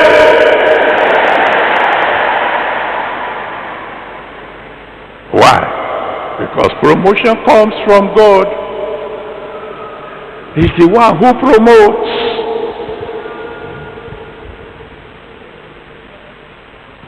Let me conclude because I don't want to take too much of your time tonight.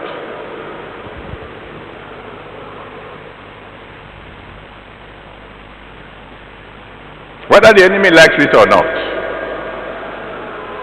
in the name of the one who sent me, you will reach the top.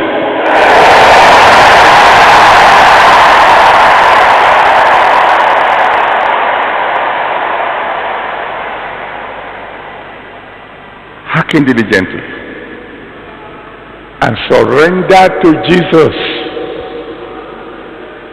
willingly, completely.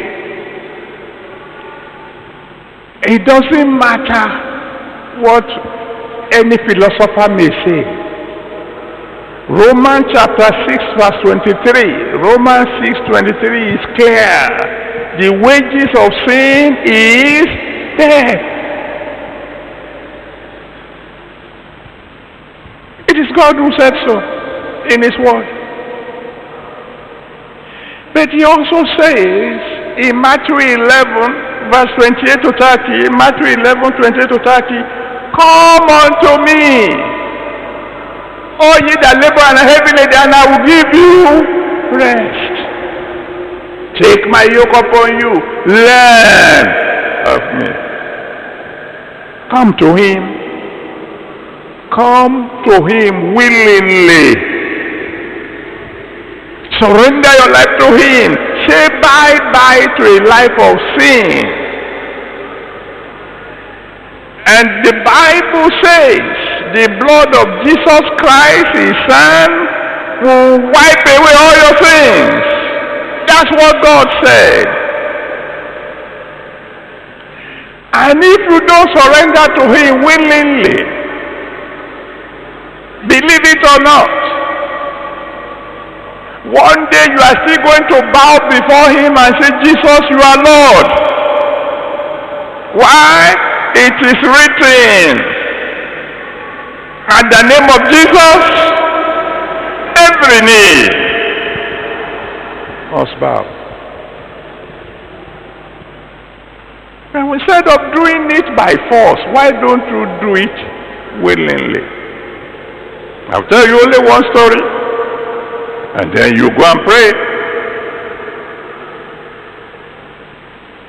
Some of you have heard the story before. I had an in-law. He's gone to be with the Lord now. He was a very big man. Very, very successful. And anytime I had an opportunity of meeting him, I will witness to him. He was a very nice man. You're very nice. Give your life to Jesus so that he will forgive all your sins, and you will not only enjoy this world, you will enjoy heaven. One day, my wife and I went to visit him at home. And as usual, I began to witness to him. Then he said, in-law, I said, sir, He said, follow me. Yes, sir. Because in our culture, we have very high respect for our in-laws. And he began to take me through his house, through his mansion.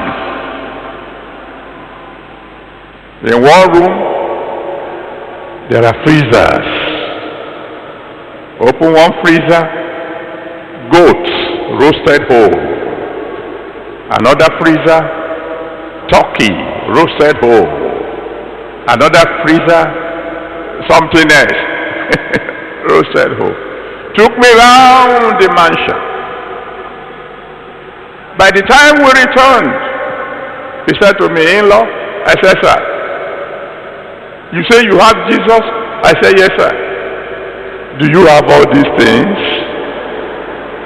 I said, no, sir. He said, stop talking to me about Jesus. Go and talk to the poor. They need him. I don't. I said, yes, sir. For 6 months later, at that time I was still a worker at the University of Lagos. I returned from the campus and I saw somebody sitting in my living room, and the fellow looked like my in-law. Looked like him. I had to look closely to be sure it is him, because all the rosy cheeks were gone. Everything that he had emaciated. In-law, what's the problem? And he told me the story. The accountant in the company where he's managing director colluded with the internal auditor and with the typist. They brought a check for him to sign, and he signed. After he signed, they added 1 0 at a critical point and moved millions of naira out of the country at a time when the naira was stronger than the dollar. And then they disappeared from the company.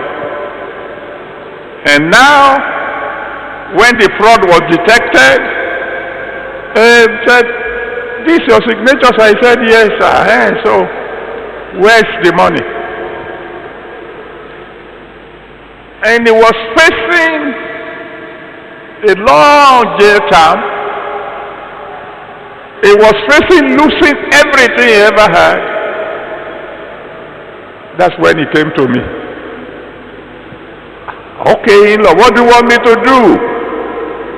He said, "I want you to pray." I said, "In whose name?" He said, "In the name of Jesus, of course." "But you don't need him." Oh, he said, "That was then. This is now."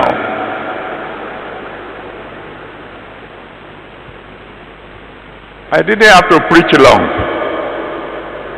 He gave his life to Jesus.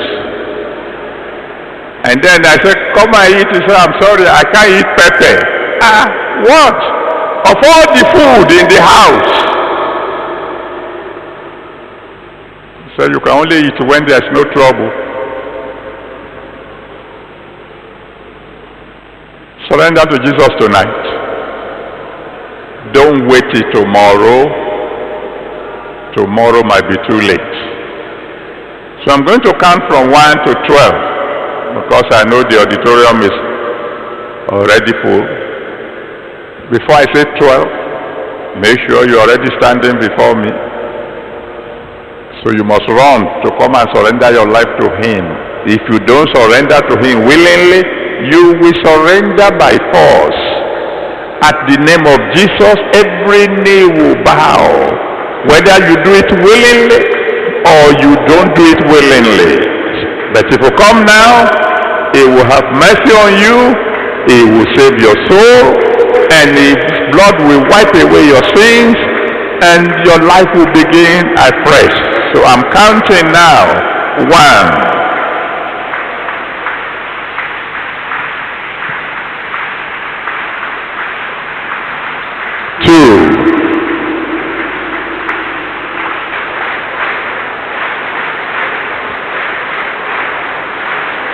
Now those of you who are still on the way, just keep coming.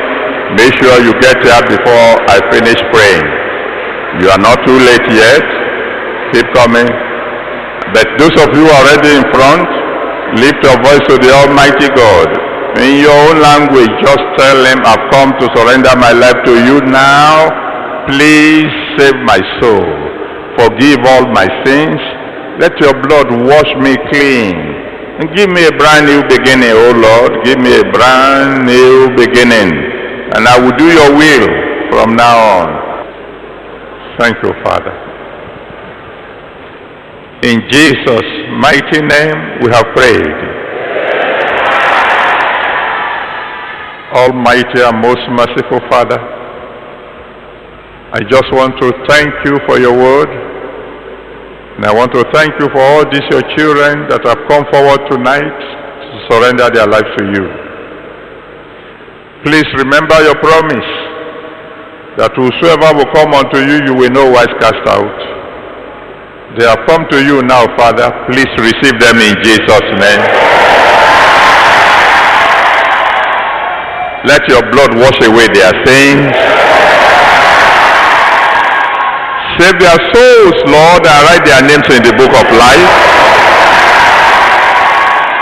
Receive them into the family of God. Father, I pray that from now on, any time they call upon you, you will answer them by fire. And I pray that they will serve you for the rest of their lives. Thank you, Almighty God. In Jesus' mighty name we have prayed. Amen. Now those of you in front, I want to rejoice with you. Let me hear you shout a really big hallelujah.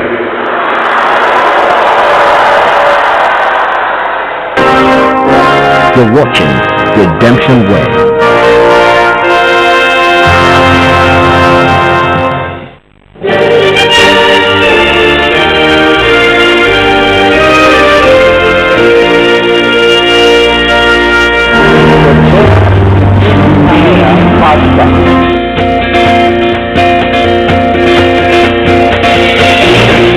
Please join us on this same station for another wonderful experience as Pastor E.A. Adeboye exposes the deep mysteries in the Word of God.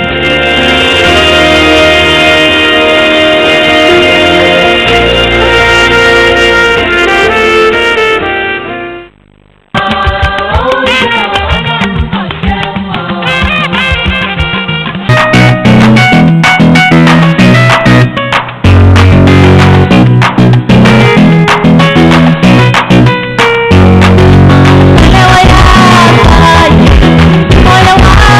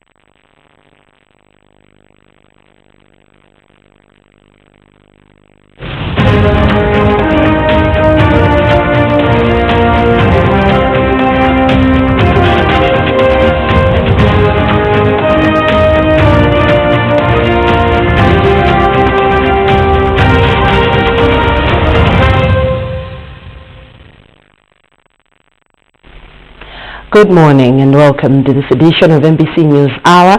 My name is Mary Segura and my sign language interpreter is Lynn Ponda. A little later we'll cross over to our Kaningina studios where my colleague Peter Magar is equally in standby for news from the northern region. Thereafter we'll cross over to our Area 4 studios for an update from my colleagues Grayson Chabita and Patrick Dambola. These and many more. But for now, let's have a look at our headlines.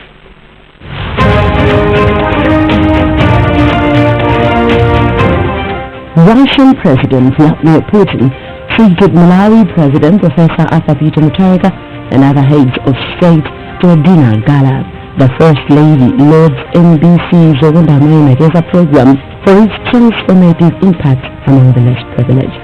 And the United Nations entity for gender equality and empowerment of women embarks on a multi-million kwacha groundnut value chain project.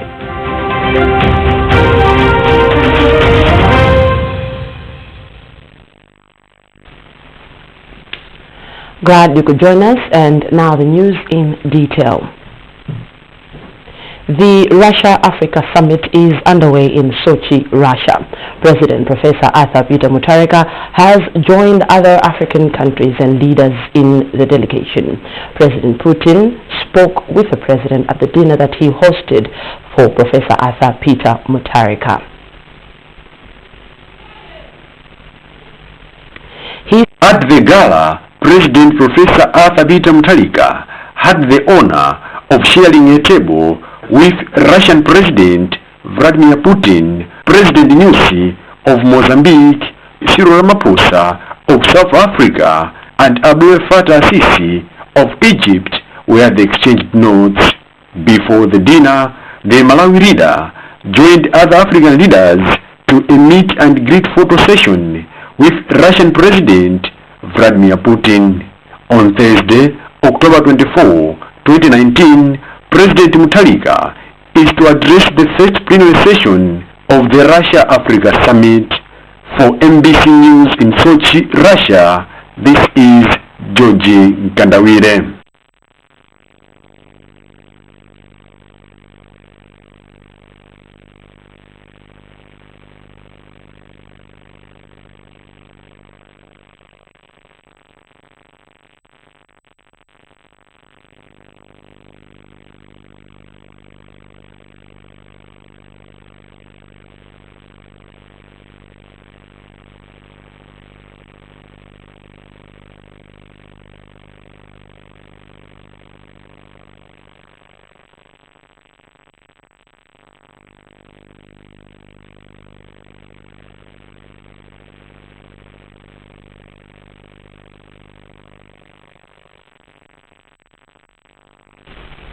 And earlier on Wednesday, Russian President Vladimir Putin officially opened the Russia-Africa Summit.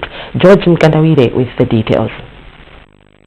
Malawi's participation at this inaugural summit is in line with the country's foreign policy pillar of encouraging South-North cooperation in various technical fields as well as promoting economic development.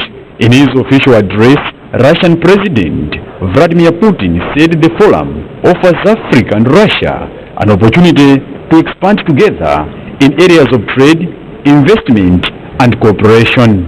Putin stated that lately there has been increased trade, economic, security and other activities between Africa and Russia. He has since praised his government's continued support towards African countries in areas of science, mining, security, trade, among others. On the other side, Egyptian President Abdel Fattah Sisi hailed Russian President for hosting the summit and the economic forum, which he said will help foster bilateral relations with Africa.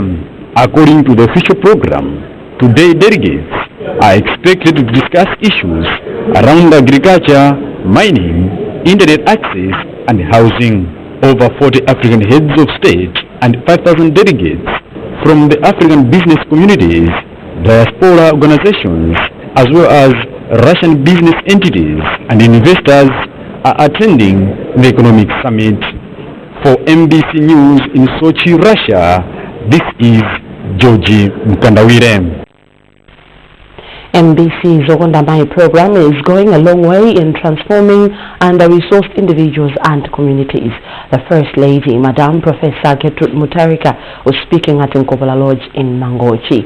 The First Lady was speaking during the 7th edition of Zokondamai Macheza celebrations, which were patronized by women from all walks of life. Details in this report by Beatrice Mwape, read by Mercy Zamawa. Ine monoyamba ndikuyenera kupereka kwa a president atu Professor Arthur Mutarika kumene muliko mumve kuti mmandimvetsa kukoma. Moni wina ndipereke kwa Mai Chimulirenji amene mulipo mpano mulandire moni. Amayi tonse amene tili pano amaklabu ena ngotitsatira moni wanu. Pomalizira ndifuna ndipereke moni kwa aziramanga onse akutcholo moni wanu.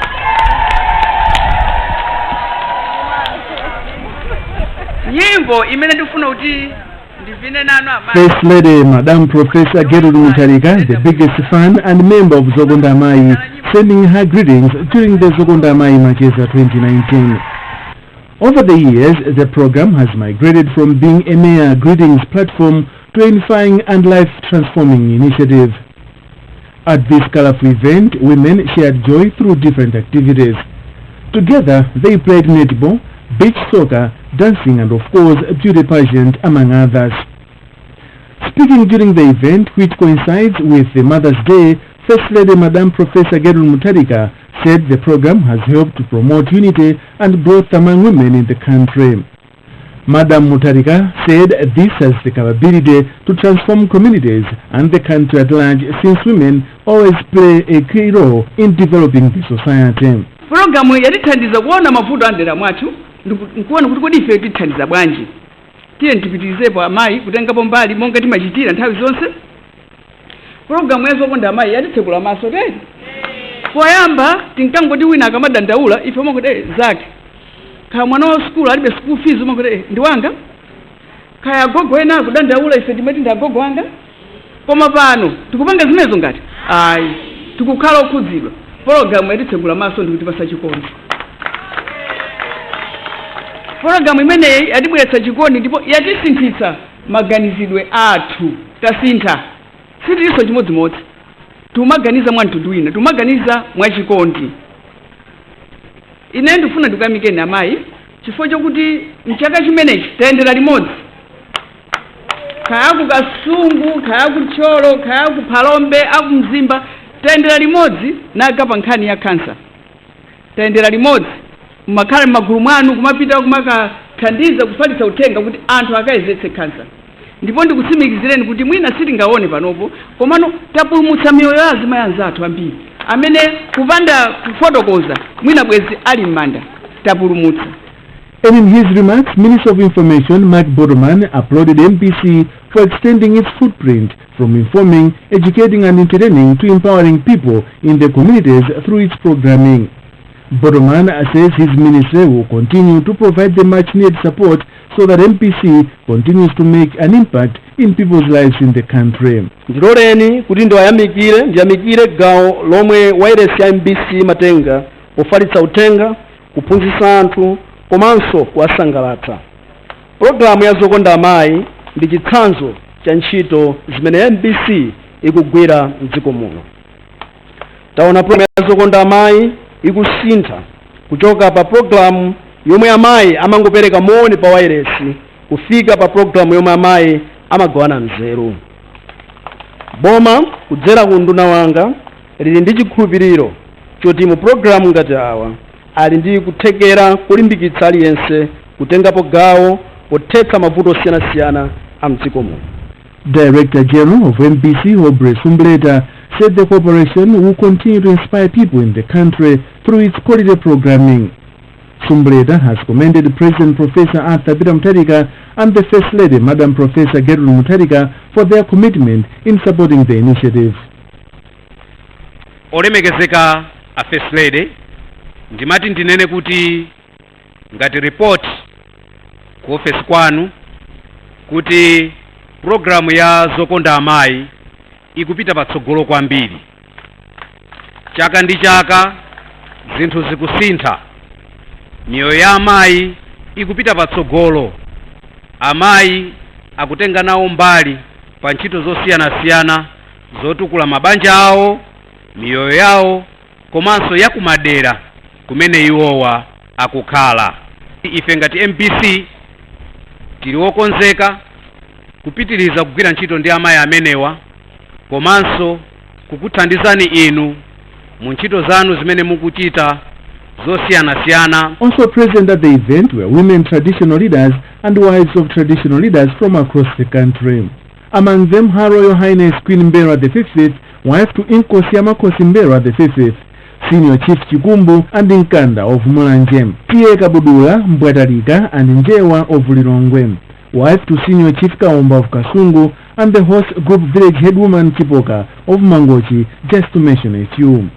During the occasion, Chitipa Lufipa women got 1,500,000 kwacha from MPC for emerging winners in this year's Zokonda Mai competition.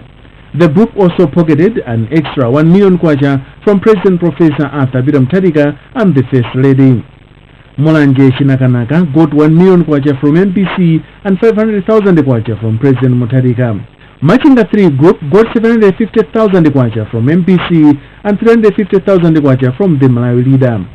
And in Kinji Kabiri got 500,000 kwacha from MPC and 250,000 kwacha from President Mutharika for becoming number 4 in the competition.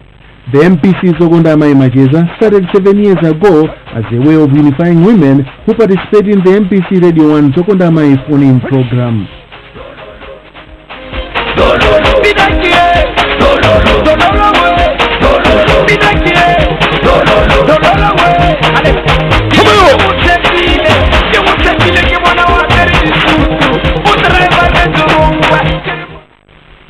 The Ministries of Transport and Labour have signed an agreement with the Truck Drivers Association, the Road Transport Operators Organization, to effect new salaries of all categories of truck drivers.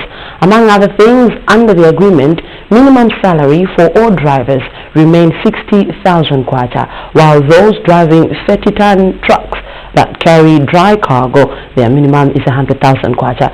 The agreement further says drivers of wet cargo, such as fuel tankers, their minimum salary is 140,000 kwacha. Signing the agreement, Minister of Transport Ralph Juma said in an earlier communication 30-ton truck drivers were missed, and this created a bit of misunderstanding. Ralph Juma says now that the issue has been resolved, it is the expectation of government that all concerned stakeholders will help ending the 3-day strike which has disrupted transportation of goods and services. For his part, President of Road Transport Operators Organization, Moses Tauruga, said all employees are committed to fulfilling all the requirements as laid down in the agreement. Also commenting on the development, Director of Professional Drivers Union described the agreement as a landmark and unprecedented. He commended government for intervening in the matter. The British High Commissioner to Malawi, Holly Tet, has commended government's efforts in combating human trafficking. Tet was speaking at Kanjitsa Police Training School in Blantyre when she officially opened a pre-test of the police recruit training manual on trafficking in persons. The Sister Siwa reports. According to the British High Commissioner to Malawi, Holly Tet, the Malawi government is doing well in terms of tackling the rising cases of trafficking in persons for sex and labour exploitation. Tet cited the enactment of the Trafficking in Persons Act as an example of government's commitment towards the elimination of the vice, hence UK's government continued support towards the battle. She therefore described the police recruit training manual on trafficking in persons currently underway at Kanjitsa Police Training Centre in Blantyre as a positive step to the effective implementation of the Trafficking in Persons Act. Malawi has done a lot of work in the last few years to try to implement the very good Human Trafficking Act that exists, that I think was passed in 2015. So there have been a step that the government has taken, primarily through the Ministry of Homeland Security, to make sure that people are better informed about the crime, to set up regional centres, for example in Machinji, where the crimes can be properly managed and investigated at a local level where we see that there are the most challenges. There are different agencies that have been given increased powers in implementing the Act 2. So these are all steps that are going in the right direction to make sure that Malawi meets the basic standards for elimination of this crime and implementing its own act. And the UK is proud to support that. While commending development partners for providing funding and expertise to the police in their investigations and prosecution of human trafficking offences, South Region Police Commissioner Sulaj Yusuf said the progress is slow due to witnesses that are unwilling to testify in court. Yeah, sometimes you find that people don't come to report, and when we have discovered maybe a case of this nature, some of the important maybe key witnesses fail to come and testify in courts. Responding to concerns raised by the Police Commissioner, United Nations Office on Drugs and Crime National Programs Officer on Trafficking in Persons, Maxwell Materially, assured the law enforcers that the prevailing laws guarantees maximum protection to witnesses. We actually have some citizens in Lilongwe who reported cases of trafficking in person and were living under threats because the traffickers were hunting for their life, and eventually the court ordered that they must be protected by the government. Now they are living under government protection. 24 hours, police officers provide the necessary protection. So the law and the government has also introduced a regulation on witness protection. At least 32 participants that include police and immigration officers are participating in the 2-day-long training being facilitated by experts such as High Court Judge Justice Zwani Ntaba and USA's guest speaker Teresa Thomason. For MBC in Blantyre, I am Weseswa Sirwa. Government says the country's constitution mandates the country's leadership to promote and install traditional leaders. Minister of Local Government and Rural Development Ben Piri made the remarks at Senior Mwankulukira's headquarters in Rumpi district. He was speaking during the installation of Mtima Gondwe as Paramount Chief Chigula Mayembe the 13th and Good Village Headman Gazamawe to the position of Sub-Traditional Authority. Grant Mahango has filed a report read by Chimweme Miruru. Malonga as the president azulino Professor Arthur Peter Mutharika ndikudzodza inu Mtima Gondwe.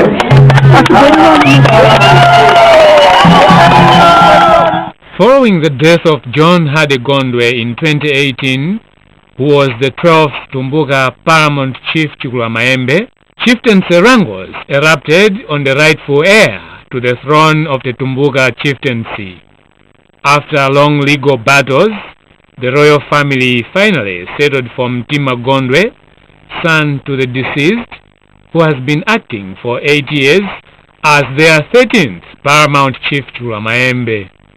Speaking at the headquarters of Senior Chief Mwankulukira in Rumpi District, Minister of Local Government and Rural Development Ben Piri advised the newly installed traditional leader to initiate dialogue amongst rival camps for peace and development to continue in the Tumbuka Kingdom. The president has been given powers under the acts that we have that paramount and the senior chiefs, he need not to consult.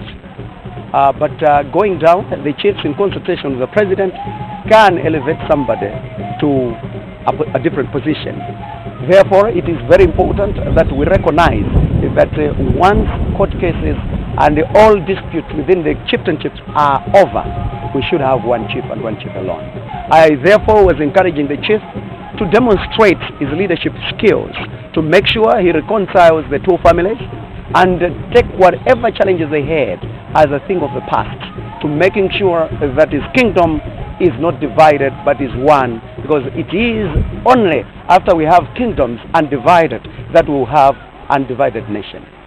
During the function, Group Village Headman Kawazamawe was elevated to Sub-Traditional Authority. Speaking on behalf of the royal family, Senior Chief Mwankulukira thanked government for considering Mtima Gondwe as the rightful heir to the Chigula Mayembe chieftaincy. On 12th February, we had a meeting at Annex Motel.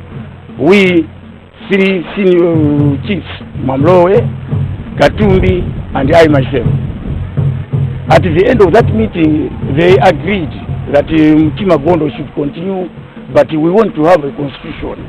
And that constitution, there must be someone who will be on the chair.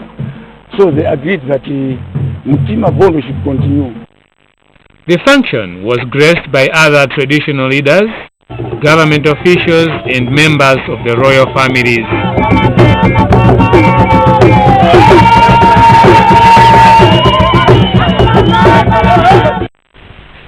Government has underscored the importance of early childhood development centers in promoting education standards in the country. Minister of Gender Mary Navicha was speaking after visiting ECD and orphanage centers in Mangochi Masongola constituency. My Soji Katula was there and he now reports. Minister of Gender Mary Navicha has commended authorities of various early child development centers and orphan care centers in Mangochi on the role they are playing to improving education in the country. The minister was impressed with the performance of Barakas ECD Center, which has 460 children and was singled out for its best performance, regardless of the many challenges the center is facing. Among other things, the center was in 2012 awarded a certificate for its best performance in ECD services. Later, Navicha visited the Area Orphan Care Center and Mamalita Nazar School. That the government is very committed towards the issues of early childhood development center services, and as a minister responsible for children, I thought it wise to come and visit the places to appreciate the performances and also to acknowledge their challenges. Member of Parliament for Mangochi Masongola Ishmael Sainet Grant commended the government for lining up a number of initiatives to improve education standards in the country and indeed his constituency. The people are hopeful that after the minister has left, she's going to start looking at the issues and possibly provide the things which the community is lacking. This is a step ahead because the ECDs that we have in this area were actually established and started by the communities themselves. Tiendeba Moji Group, Barakasi Air Child Center, Area Orphan Care Center and Mamalita Nazar School were some of the centers the minister visited and appreciated the work caregivers are doing. Mayosoji Kadzula, MBC News, Mangochi. Well, in case you're just joining us, you're watching MBC News Hour. My name is Mary Segula and my sign language interpreter is Lynn Ponda. A reminder of our top stories.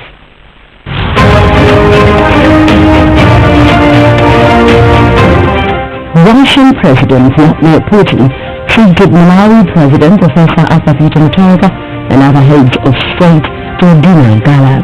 The First Lady led MBC's Mageza program for its transformative impact among the less privileged. And the United Nations Entity for Gender Equality and Empowerment of Women embarks on a multi-million kwacha groundnut value chain project.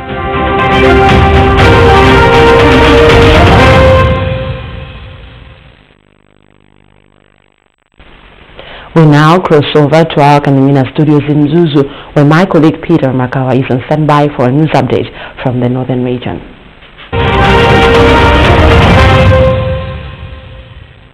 Many thanks. Welcome to Zuzu segment of News Hour. My name is Peter Makawa. Office item. Minister of Local Government and Rural Development Benson Malunga Piri says councillors must put aside political differences to ensure effective service delivery of the councils. Piri was speaking in Mzuzu when he engaged councillors of Mzuzu City Council to discuss issues of development. Mike Nkwara reports. The minister held the meeting to find out how councillors in Mzuzu are faring in terms of progress and challenges in various services. The minister said, considering that the political administration of the council is comprised of members from different political parties, it is imperative that all councillors focus on development and not politics. They have a commitment, one from myself, again from the government. As you're aware that Mzuzu City has no single councillor in as far as DPP is concerned. All of them are from different political parties. But as you, with the wisdom of His Excellency the President, Professor Athapita Mutharika, We have no boundaries when it comes to development, whether it be north, south, or wherever it may be. And we have committed ourselves that we work with them, and they have committed themselves as well, that they're going to work with the government to make sure that we see Mzuzu a better city than it was yesterday. Mzuzu City Council has been in serious debt, and Mayor for the city, Kondo Nyasuru, says discussions with the minister have been helpful as a way forward has been mapped out to ensure that the council has enough revenue for its operations. We are, of course, most of us as councillors were very new in the system. So what we've been trying to do is interrogate the system, how it's operating, and we understand that now. So because of that, together with the councillors and together with the new game changer which is coming on board, I'm sure we'll work together in order for us to bail ourselves out so that, you know, we can cruise smoothly well and provide the service delivery to our people. Among others, the Minister of Local Government and Rural Development assured the Council of continued support in various developmental projects that will transform the city, such as roads and other infrastructure. Mike Nkwala, MBC News, Mzuzu. Mzuzu University says a working partnership between institutions of higher learning and the industry is crucial for the fulfillment of the country's development strategies. Chairperson from Mzuzu University Council, Magwira, was speaking at the Mzuni campus during the first Industry University Forum. Chimwame Mirulu attended the two-day meeting and he now reports. Aimed at identifying potential areas of partnership between the two parties, Chairperson from Mzuzu University Council, Magwira, said the outcomes of the meeting will help to create a win-win situation for the university, who are knowledge creators and consumers of university products, the industry. This university can produce graduates, but if they are not relevant to the industry, those resources are not put into proper use. So this forum is therefore to provide a forum between the university and industry. Some of the companies that attended the forum are optimistic that the partnership will benefit the country's industrialization drive. There are potential scope of having different types of industries to come in Malawi. It's a matter of understanding how to improve the human resources and what is such industries lacking in Malawi. There is room for improvement in terms of the course contents that can be incorporated in the programs in these universities. Among others, participants of the forum came up with a 3-year engagement plan through which Mzuzu University will collaborate with the industry in various activities such as development of industry-driven programs and research. Staff are involved in different types of research, and that we partner with industries in order that we can add value to the processes. So interestingly, we in Mzuzu here with the Northern Region Water Board, we have done a lot of interesting research on water, sanitation and so forth, as well as working with local communities. The two-day forum brought together different industry captains, Ministry of Education officials, deans of faculties and other academic staff at Mzuzu University, donor community representatives and other stakeholders. Chimweme Mirulu, MBC News, Mzuzu. School authorities in Mzimba have been advised to use available school resources with care for better performance of their schools. Northern Region Education Division Manager Mzondi Moyo was speaking at Mjiri Community Day Secondary School in Mzimba South during presentation of awards to best performing primary schools and zones in the district. Moyo also said it was pleasing to note that most best performing schools and zones are from the rural areas as compared to those in urban centers. Grant Muhango has written this report, which is read in the studios by Blair Mohone. While expectations are high that schools in urban areas with adequate resources are expected to do better during exams, the opposite has been true in Mzimba South, where primary schools in rural areas are excelling. The rural schools which have done well, a good example of Ganjuchi and Vazara, the teacher mobility is not there. Teachers are available at school, and therefore the teacher-learner contact time is maximized, which means learners are bound to do well. What teachers in the urban areas are too mobile, and therefore they are not very much available to the learners in the schools. Mzimba South has been the least in terms of primary school leaving certificate examination performances for the past 3 years, and has this year moved 5 steps upwards. Northern Region Education Division Manager Nzondi Moyo attributed the rise to strict inspection of schools by the authorities, thereby instilling a spirit of hard work. I was thanking the dam that with the existing teachers, he has been able to devise systems. He has been able to use the teachers and all other resources to get the best outcomes. On his part, Mberoa District Council Commissioner Thomas Chirwa deplored lazy attitude amongst some teachers, saying measures are already in place aimed at addressing the same. We would want to see that head counting is done, and then after head counting in the schools, we see which ones are not there. So the DEM and his team have already started that work together with some the human resource management officers from my office. During the awards, Kangolinkholi Primary School emerged winners in the best selection to boarding schools with 29 students, while the best pass rate was Kanjuchi Zone with 89%, and Kamarambo Primary School, together with Kaputa Zone, were rewarded for producing highest number of A's. Reply Malawi Limited has been advised to scale up its community engagement activities with people residing around its Vipya Plantation concession area. Inkosi Yamakosi Mberwa V made the remarks when the company organized a tour for senior chiefs in Mzimba and in Katabe districts.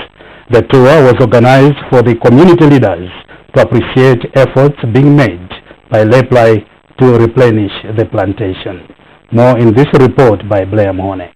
Reply Malawi Limited, as part of its efforts to enhance cordial relationship with local leaders around the Vipya plantation, organized community engagement activities showcasing the company's work. Heading the delegation of senior chiefs was Inkosi Yamakosi Mberwa V, who advised the company to continue having a good relationship with communities around the plantation by engaging an extra gear in its corporate social responsibility. The interaction with the communities, I think the beginning with meeting us, and then from here I think it should go downwards so that the communities should be aware of what is happening in the area. Besides the employment that they benefit from here, I think there is also an element of trying to empower them through contracts that they can give them. By the end of the day, they feel honored and they have the ownership of the forest, and then you get rid of some of the problems that are there. And reacting to the advice from the senior chiefs, Reply Malawi Chief Executive Officer Krishna Das said the company always strives to find ways of giving back to local communities. We have aggressively engaged the community. Right now the community is working within our plantations. A lot of working scope is there, but all the same we will be still improving that. Right now we have engaged the community in various operations in the forest as well as in the factory. Meanwhile, Mberoa District Council Commissioner Thomas Chirwa said the company brings in different kinds of benefits to the district and the country as a whole. We have quite a lot of activities that are taking place within the district. There are times when we are not able to finance them, and we are able to ask for assistance from them. Activities of the day included a tour of the newly planted trees on its concession area, inspection of its factories, ending with a soccer match where the community at large was sensitized on the importance of protecting the Vipya plantation. Brea Muhoni, MBC News, Mzimba.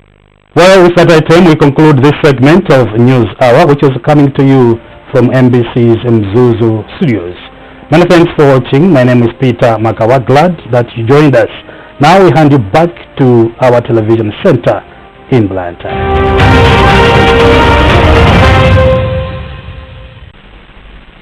Thank you, Peter, and the rest of the crew there for that update. News Hour continue. And I cross over to our Area 4 studios in Lilongwe, where my colleague Grace Chapita and a little on Patrick Dambula for a news update from the Central Region.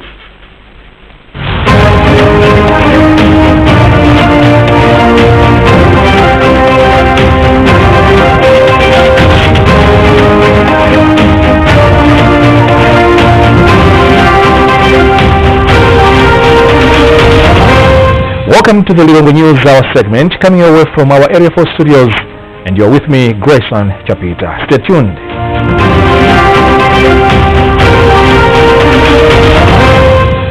Youth in the country have expressed commitment to take an active role in climate change management. This is according to resolutions the youth made at the end of the second National Youth Conference on Climate Change in Lilongwe. Speaking to MBC, co-chairperson of the steering committee, Message Rambo, said the youth are geared to be involved in decision and policy formulation on matters of climate change management. More in this report by Mwain Tumonzi, but read in our studios by Madok Masina. Speaking at a press briefing that was organized to update the nation on the resolutions youth have on climate change, co-chairperson of the steering committee of the second National Youth Conference on Climate Change, Message Lambo, said young people in the country want to take action in effective leadership in climate change management. She said, among others, the conference highlighted climate justice, energy, environment management, agriculture, policy formulation and implementation as key areas where the youth need to be actively involved in both decision-making and implementation. As we looked at agriculture, we looked at the issue of energy sector in Malawi, we looked at climate justice, the issue of environmental management to do with thin plastics. So our key message to the government is to say that as youth, we want to be engaged. We want to be involved in decision making when it comes to policies, but also some of the interventions as they relate to climate change action in Malawi.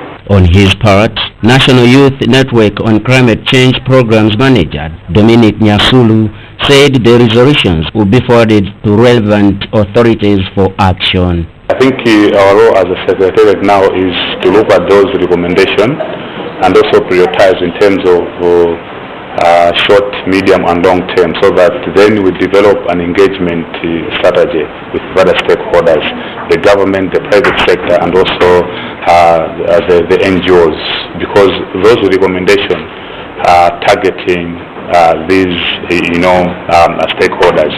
So we needed to making sure that our recommendations that are being targeting those are realistic and time-bound. The second Youth Conference on Climate Change, which was held from 24th to 26th September this year, attracted over 150 youths from across the country.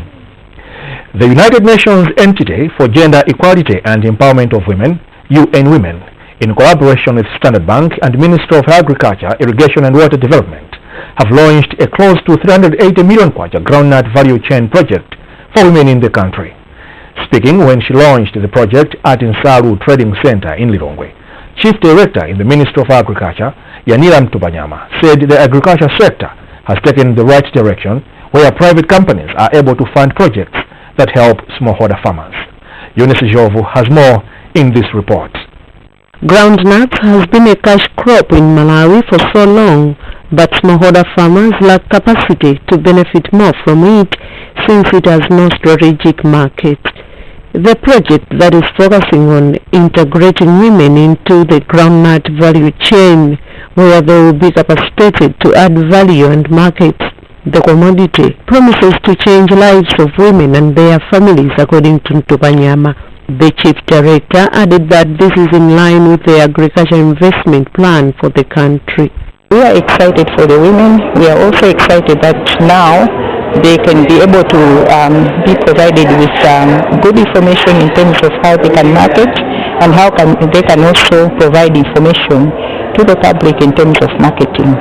But more exciting is the fact that now they'll have equipment and also support to add value to the groundnuts. The UN Women has focused the project on women as they are said to be marginalized in most of activities done at community level despite their input to socio-economic life. UN Women Country Representative Clara Nyangwe observed that due to some cultural norms, traditional practices as well as policy and technical barriers, women are far behind men in terms of participation in the production of high-value crops, access to extension and markets, among others. We'll be working with over 48 cooperatives in the country, targeting 10,000 farmers, so it's actually value addition, taking agriculture to agribusiness intervention. So basically that is the value addition of what we're doing with these cooperatives. Standard Bank, which is bankrolling the project, aims at increasing socio-economic status of its clients by giving back to the community. Chief Executive Officer for Standard Bank of Malawi, William Lelox, says agriculture in Malawi largely relies on contribution of women who spend a higher portion of their earned income to improve their homes and societies than men do. Standard Bank is working with UN Women to fund the project in 5 countries, namely Nigeria, South Africa, Uganda and Malawi, for a period of 2 years. Eunice Jovu, MBC, Lirongwe.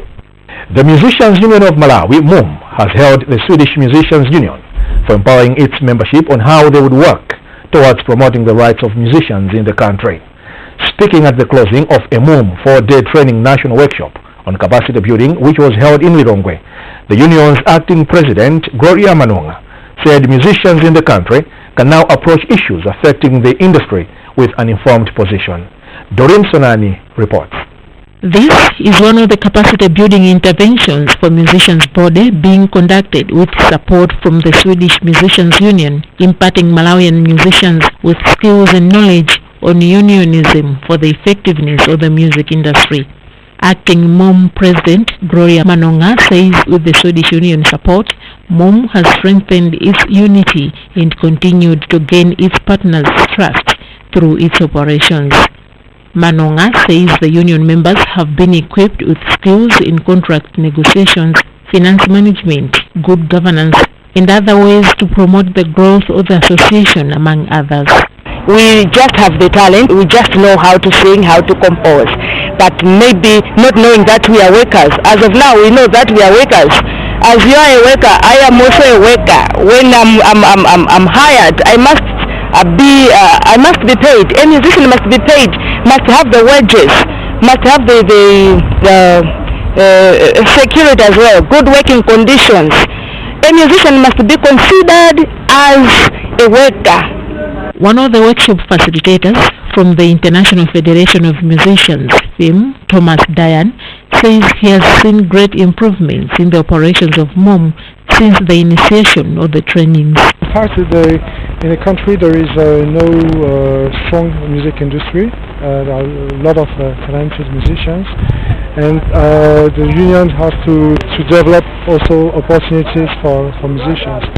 So that's one thing, and the other thing is that in terms of operation and management of the union, exchanges are always very, very useful to see what works well, what works not that well, and how to improve things for the future. The Swedish Musicians Union has been in partnership with MUM for close to 10 years, reaching out to about 1,500 members nationwide. Doreen Sonani, MBC News, Lirongwe. Well, that's it from this segment of News Hour. Many thanks for watching, and my name is Grace Anchabita. Stand by for the business report with Patrick Dambula.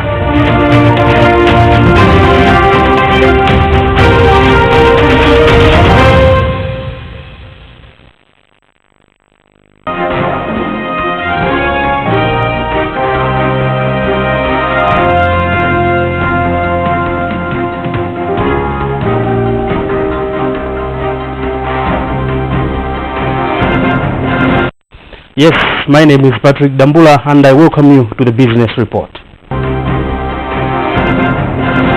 Toyota Malawi has for the last 13 years been organizing a skills contest for its employees as a way of motivating them. According to Toyota Malawi's dealership manager responsible for the Central Region and Northern Region as well, Duncan Mabona, the skills have proved effective as the company remains reliable on the car market. Employees from Blantyre, Lilongwe and Nzuzu offices competed in areas of new vehicle sales, service advisory, stores and parts sales, among others.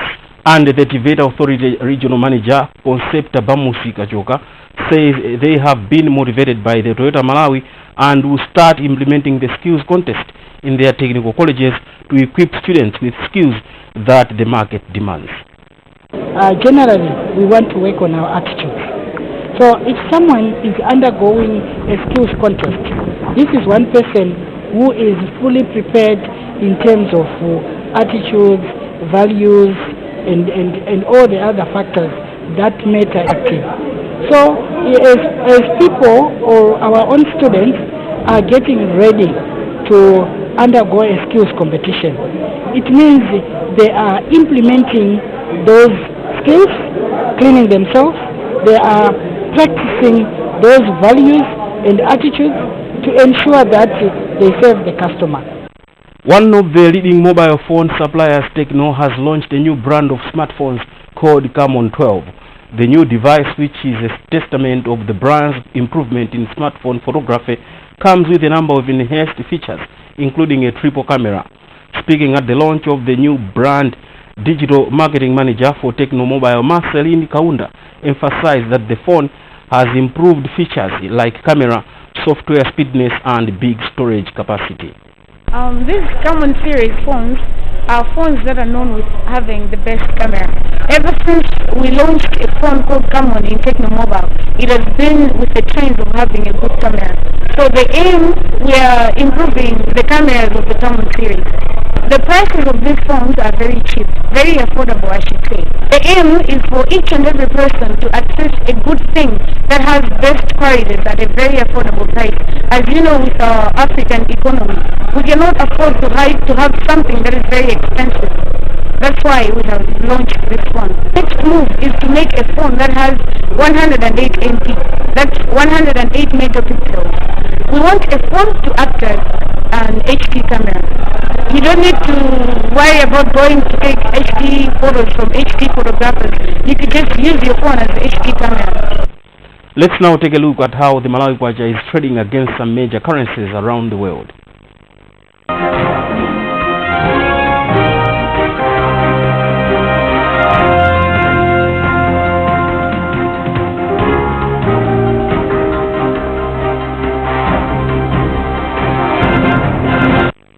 With that, we've come to the end of the business report. Many thanks for watching. My name is Patrick Dambula. I hand you back to the television center in Blantyre.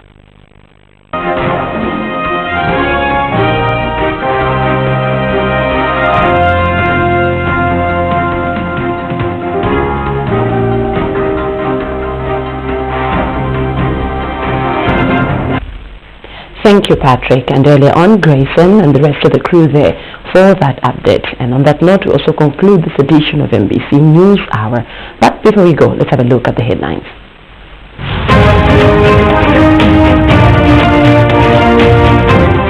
Russian President Vladimir Putin treated Malawi President Professor Akapita Mutharika and other heads of state to a dinner gala. The First Lady lauds MBC's Uganda Mega program for its transformative impact among the less privileged. And the United Nations Entity for Gender Equality and Empowerment of Women embarks on a multi-million kwacha groundnut value chain project.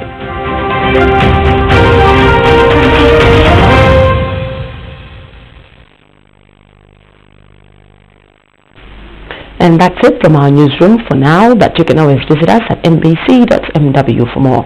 My name is Mary Segula and my sign language interpreter is Lynn Ponda. Thank you for watching and have a lovely morning. Bye-bye.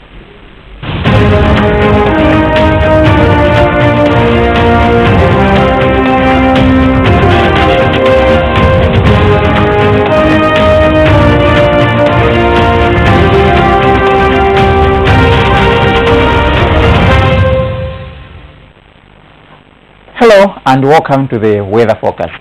Today we expect very hot weather conditions over most areas. as we're still getting northeasterly winds which are little dry and are getting into most parts of Malawi. No wonder this morning it's mostly sunny, however a few clouds are being seen over high grounds. Temperatures will go up to 35 degrees Celsius over Lilongwe, Nchinji and Kasungu, up to 38 in areas along the lake and 44 degrees Celsius in the Shire Valley, with the partly cloudy weather conditions over the northern central and over the south. Tonight there will be warm conditions with few clouds over high grounds. That's the forecast. Have a lovely day.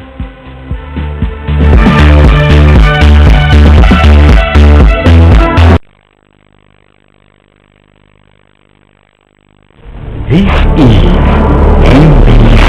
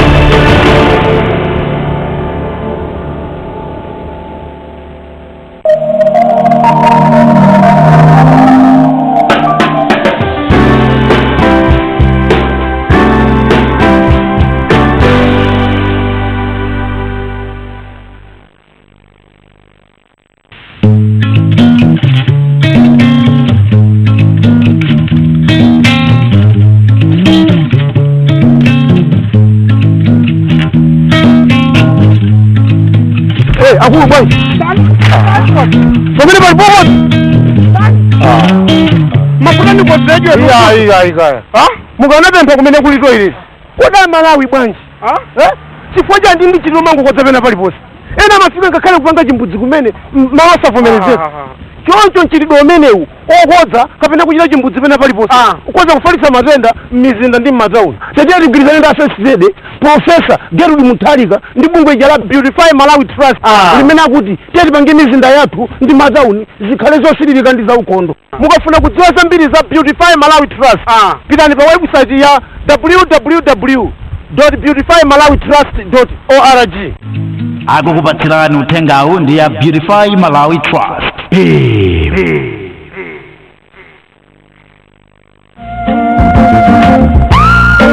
After 5 years of sharpening our pioneer students into creative and innovative human resources ready to take Malawi's socio-economic challenges head-on, Malawi University of Science and Technology MUST is now ready to dispatch its first students into the market through its #1 graduation ceremony on 5th November 2019. The Chancellor of the University, His Excellency the State President, Professor Arthur Peter Mutharika, shall preside over the ceremony and award certificates, diplomas and degrees to the successful candidates. All graduating candidates will be required to attend rehearsals scheduled for 4th November 2019 in the main auditorium of the campus from 8 o'clock in the morning. Graduation attire to be worn during the rehearsals and the actual day of the graduation shall be available for hire from 21st October 2019. All students who fail to attend rehearsals will not be allowed to attend the graduation ceremony. Please note that no student will be allowed to graduate if he or she has any outstanding balances with the university. The graduation ceremony shall start at 9 a.m. All graduating candidates are expected to be seated by 7:30 a.m. and no graduate will be allowed to enter the auditorium after students' procession. Or invited guests are expected to be seated by 8 a.m. University transport for all graduating students only will be available on 4th and 5th November 2019 from 6 a.m. Pickup points are Clock Tower Petrol Filling Station in Blantyre and Old Total Filling Station near Ilovo Roundabout in Limbi. The university buses will be stripped on time. All graduating students will be required to collect invitation cards for their chosen tea guests. The invitation cards will be ready for collection on the day of the resources or on days when students have to collect their graduation attire. For more information on this graduation ceremony, please email the university on graduation@mast.ac.mw.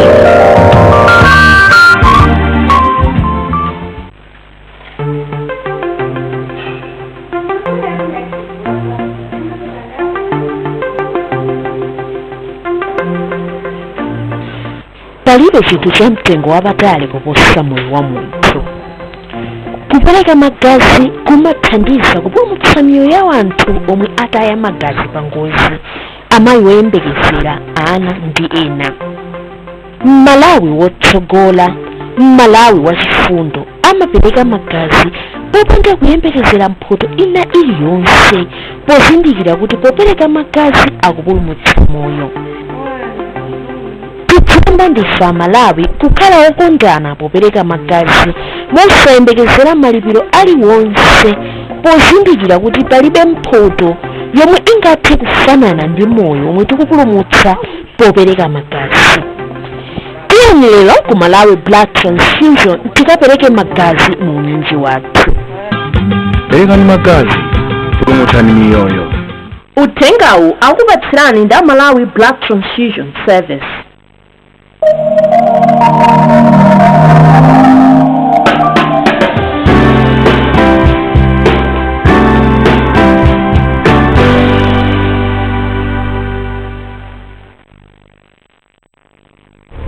This is MBC.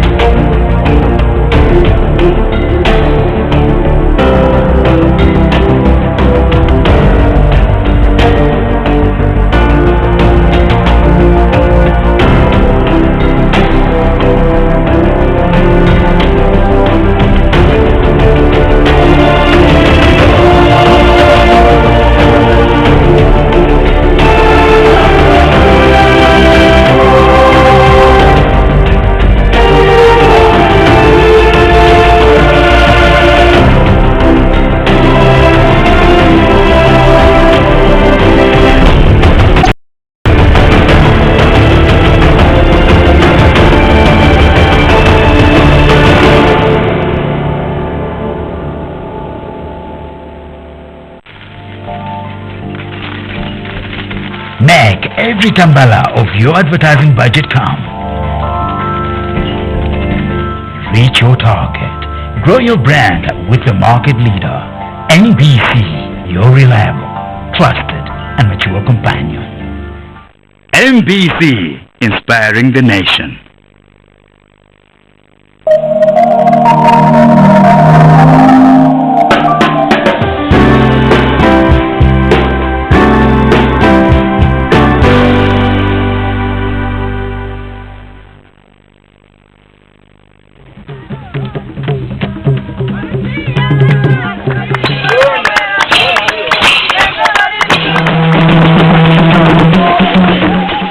Inde ndifosiyana mchikhalidwe ndi magule athu koma ndife amodzi pomanga dziko ndi fuko la Malawi. Malawi umodzi mchikhalidwe chosiyanasiyana. MBC, inspiring the nation. This is MBC.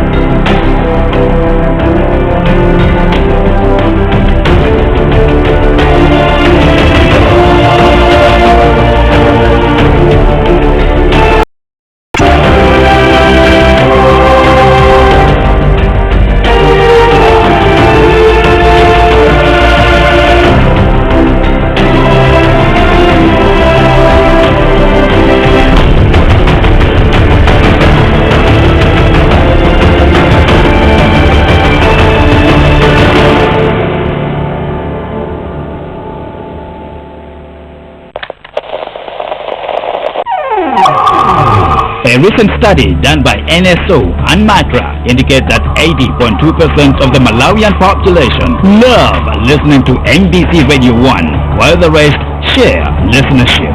Fact. Which radio station are you listening to? Achieve maximum results from your advertising budget. Advertise with the market leader, MBC Radios 1 and 2 FM. Your reliable, trusted and mature companions. MBC, inspiring the nation.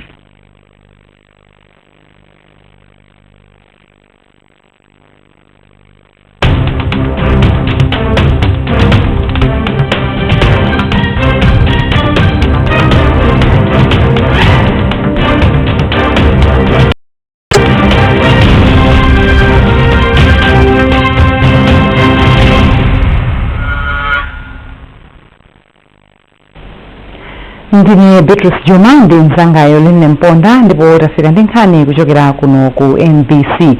Tiyambe ndi mitu ya nkhanizi. Boma la Russia lati ladzipereka kuzamitsa ubale wake ndi dziko la Malawi komanso maiko ena amuno mu Africa. Dziko la Britain layamikira dziko la Malawi pa chidwi chake pa ntchito yothana ndi mchitidwe wozembetsa anthu. Ndipo boma lakhazikitsa ntchito yophunzitsa adindo amene amagwira ntchito zachitukuko m'midzi kuti anthu adzipindula kwambiri.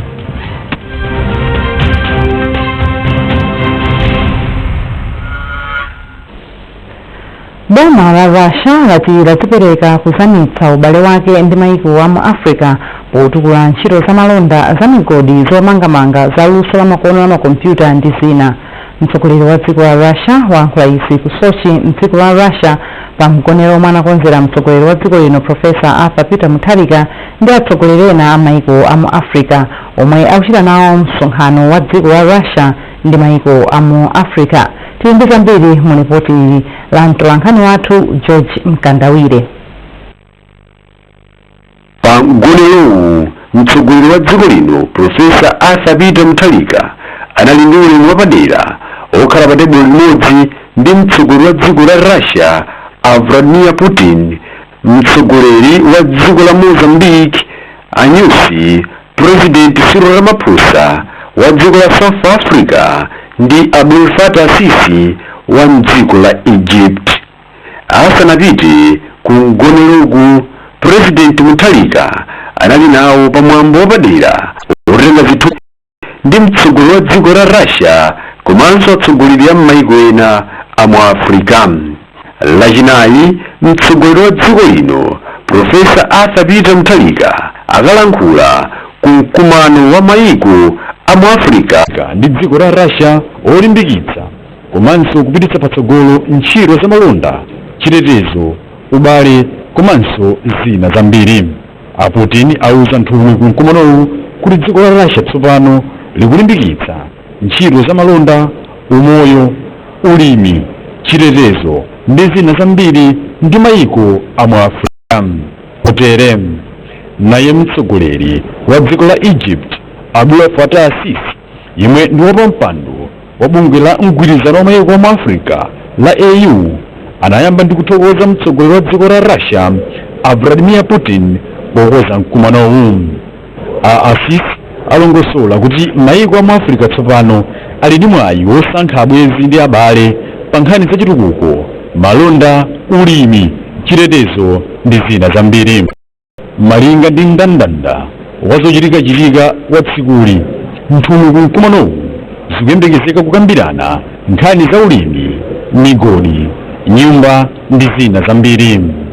Posachedwapa mtsogoleri wa dziko la Russia Vladimir Putin akuyembekezeka kukumana ndi mtsogoleri wa dziko lino Profesa Arthur Peter Mutharika komwe mwazina akakambirana zokhudza ubale wa maiko awiriwa.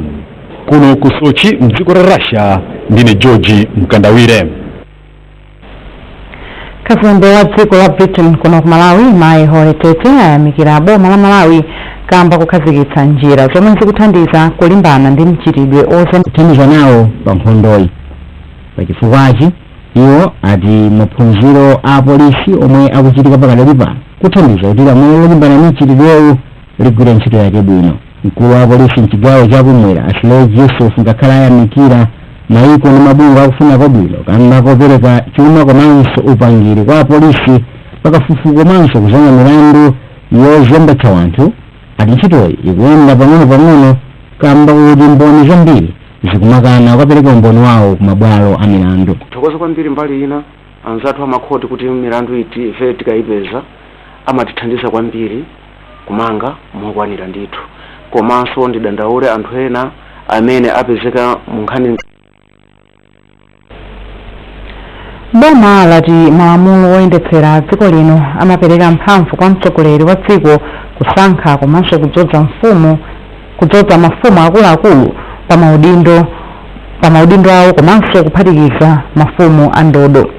Nduna za maboma ang'ono ndi chitukuko cha madera aku midzi a Ben Phiri ndiwo wanena izi pamwambo odzoza Antima Gondwe kukhala Paramount Chief Chikula Maembe yachikhumi ndi chitatu. Poyankhula pamwambo omwe unachitikira kwa Senior Chief Mwankhunira m'bomali, Phiri anati mafumu ali ndi udindo waukulu olimbikitsa chitukuko m'madera mawo. Tili ndi zambiri mu ripoti ya Grant Muhango lomwe awerenga ndi Chimwemwe Mirulu.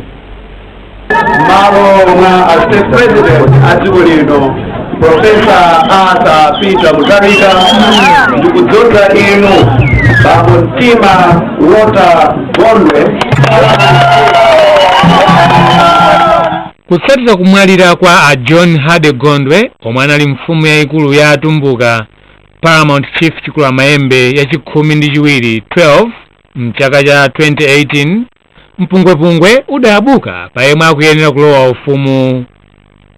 Zitakambidwa kwa kanthawi mpaka m'mabwalo a milandu zinadziwika kuti Antima Gondwe omwe ndi mwana wa malemuwa ndiye woyenera kupitiriza ntchito ya bambo awo ngati Paramount Chief Maembe yachikhumi ndi chitatu 13.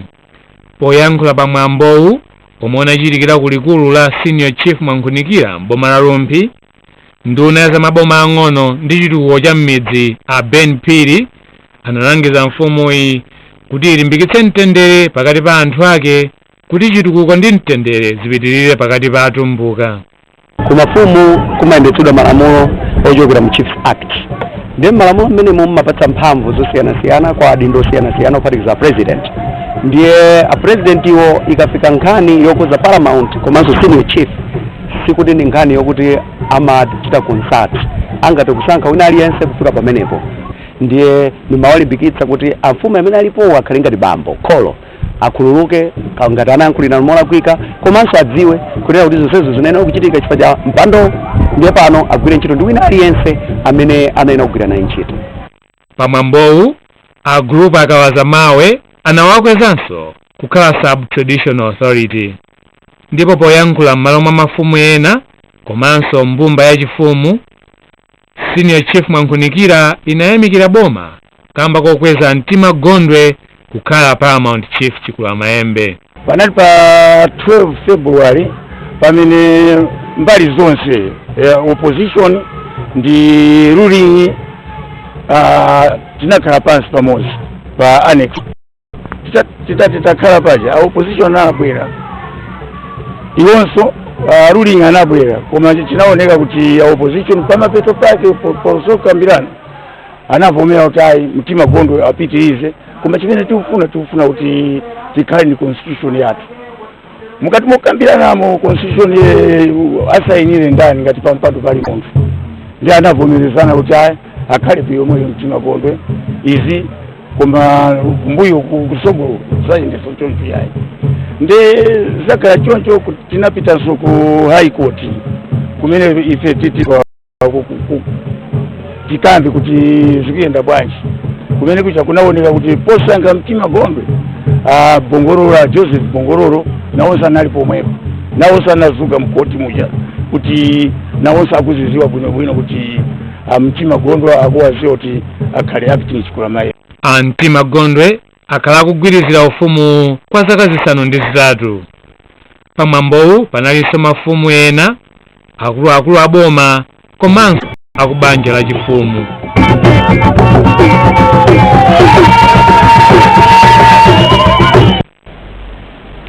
Nkhani zizi kuchokera kuno ku MBC bwanji tikumbutsaninso mitu yake.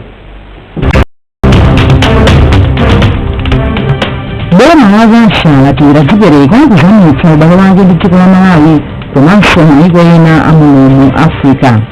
Dziko la Britain layamikira dziko la Malawi pa chidwi chake pa ntchito yothana ndi mchitidwe wozembetsa anthu, ndipo boma lakhazikitsa ntchito yophunzitsa adindo amene amagwira ntchito zachitukuko m'midzi kuti anthu adzipindula kwambiri.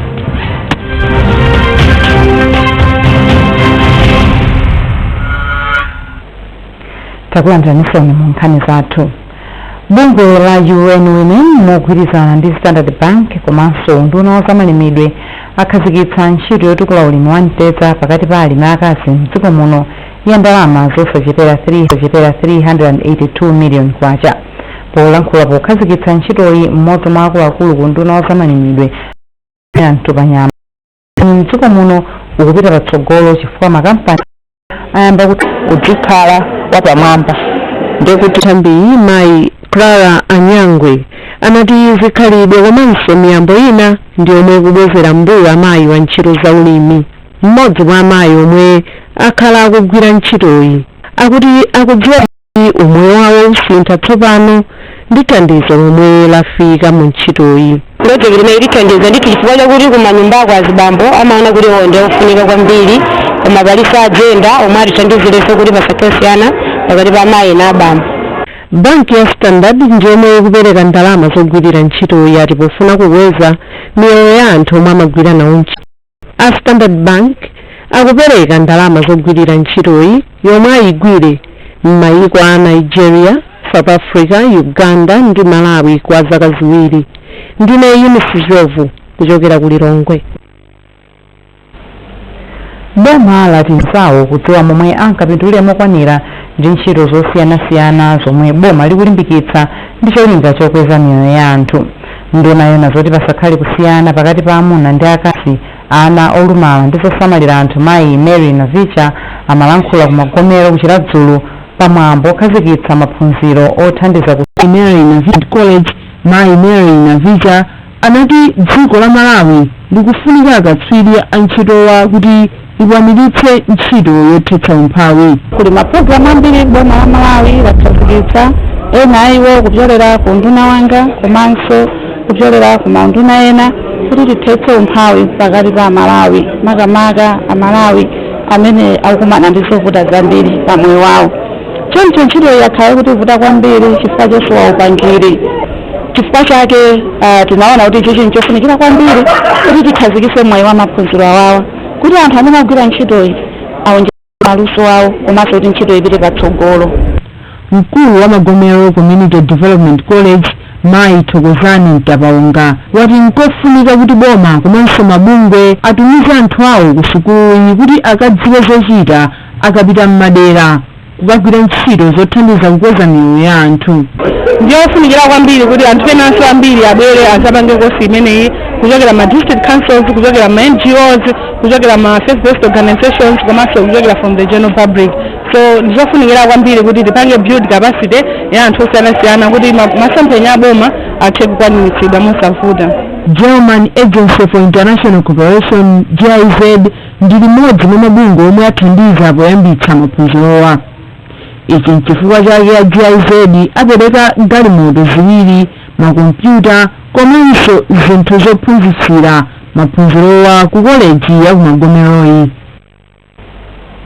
Ochita kafukufuku ku bungwe la UN kuti amaliza kuchita kafukufuku pa chida chomwe amayi adzigwiritsa ntchito mkati mwa matupi awo pofuna kudziteteza kuti mpoka HIV.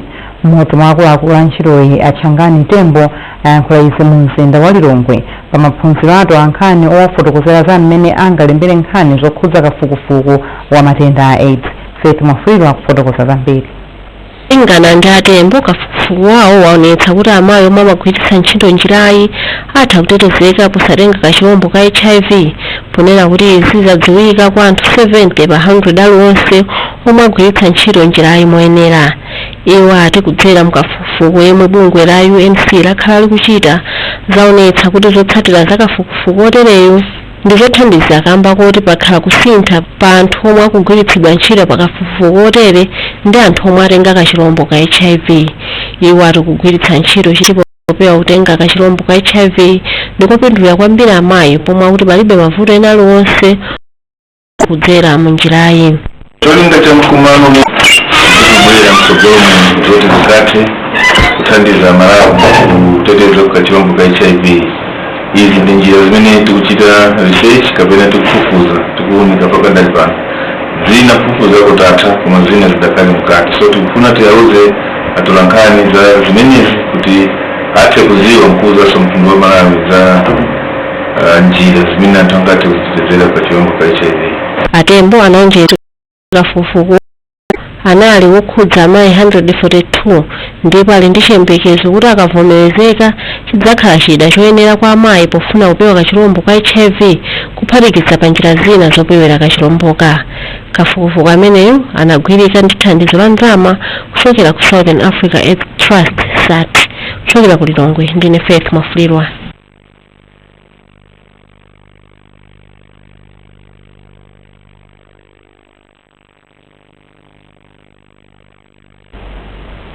Ndi nkhani imeneyo tafika kumapeto nkhani zathu mmawa uno koma tisanasiyane na inso mitu yake.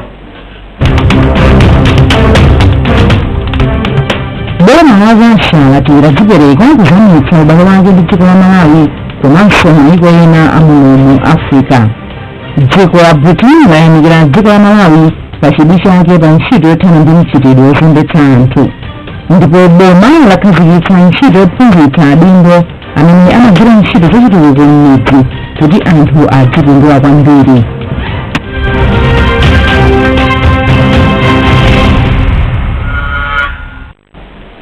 Munali ndine Beatrice Juma ndi mzangayo Line Mponda tukufunani tsiku lopambana.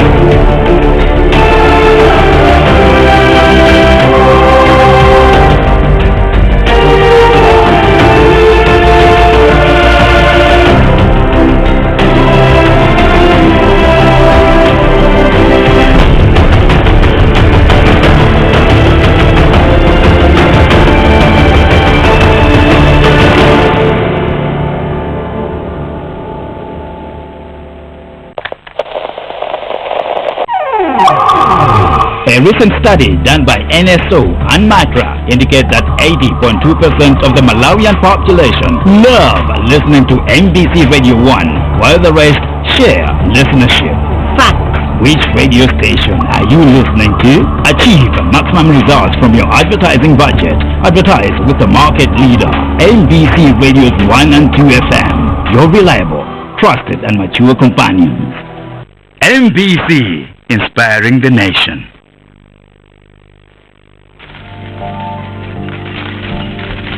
Make every tambala of your advertising budget count. Reach your target. Grow your brand with the market leader. MBC, your reliable, trusted and mature companion. MBC, inspiring the nation.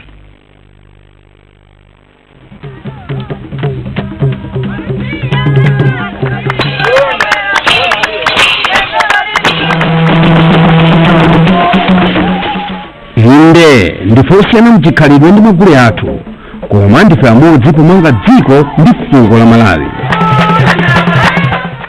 Malawi umodzi mchikhalidwe chosiyanasiyana.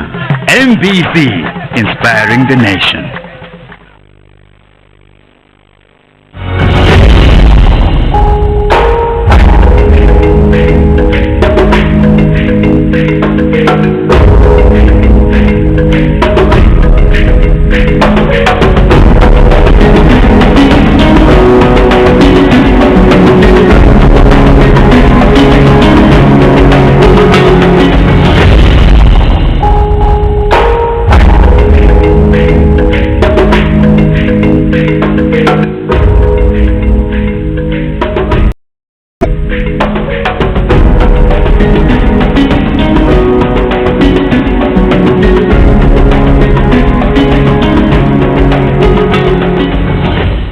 This is New York, United States of America.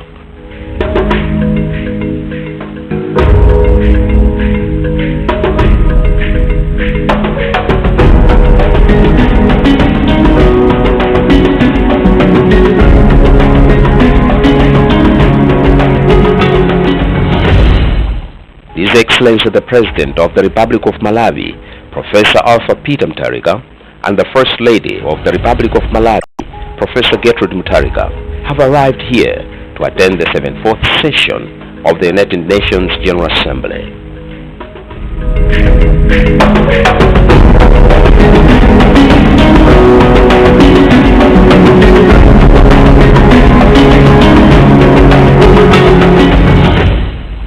He is welcomed by a delegation from Malawi, led by Minister of Foreign Affairs and International Cooperation, Honorable Francis Katsaira, and some cabinet ministers, and indeed the Malawi ambassador to the United Nations mission in New York, His Excellency Prexley Goya.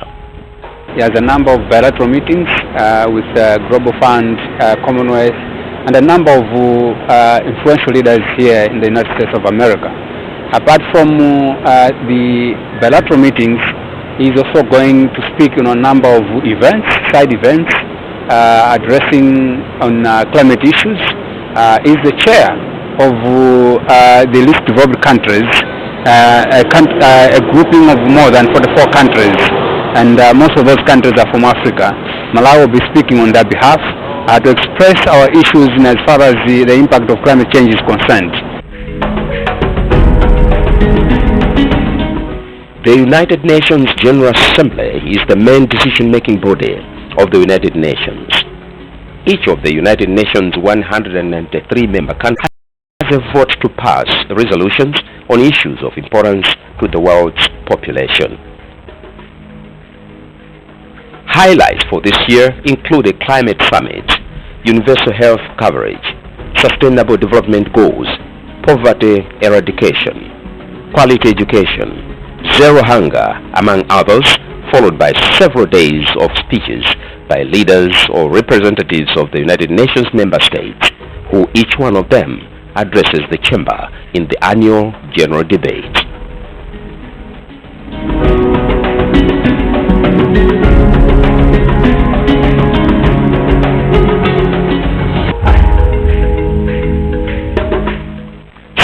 September 2019.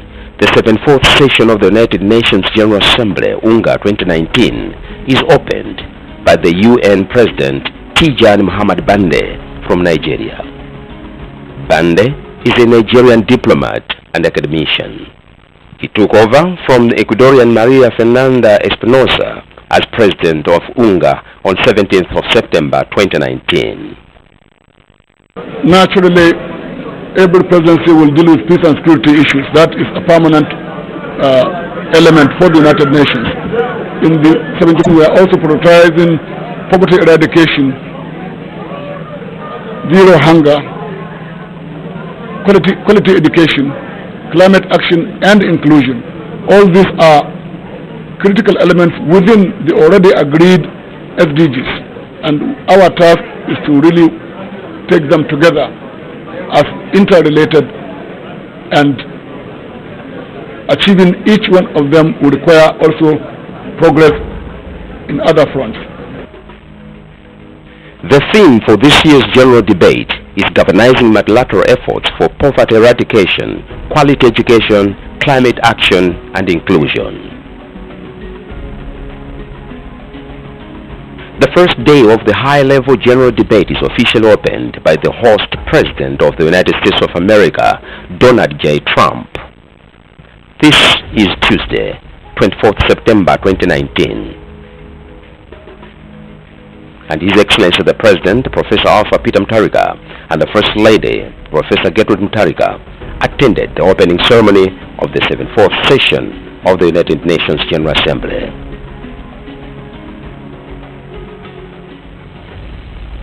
On the sidelines, His Excellency the President, Professor Alpha Peter Mutharika, met with Right Honorable Patricia Scotland, Secretary General of the Commonwealth. We're talking about cooperation within the Commonwealth, and we have talked about cooperating the area of climate change, economic development, energy, education, technical assistance. As you know, the Commonwealth is doing a lot of work in the Commonwealth, including Malawi. So we discussed those things and future cooperation, and it was a very, very useful meeting.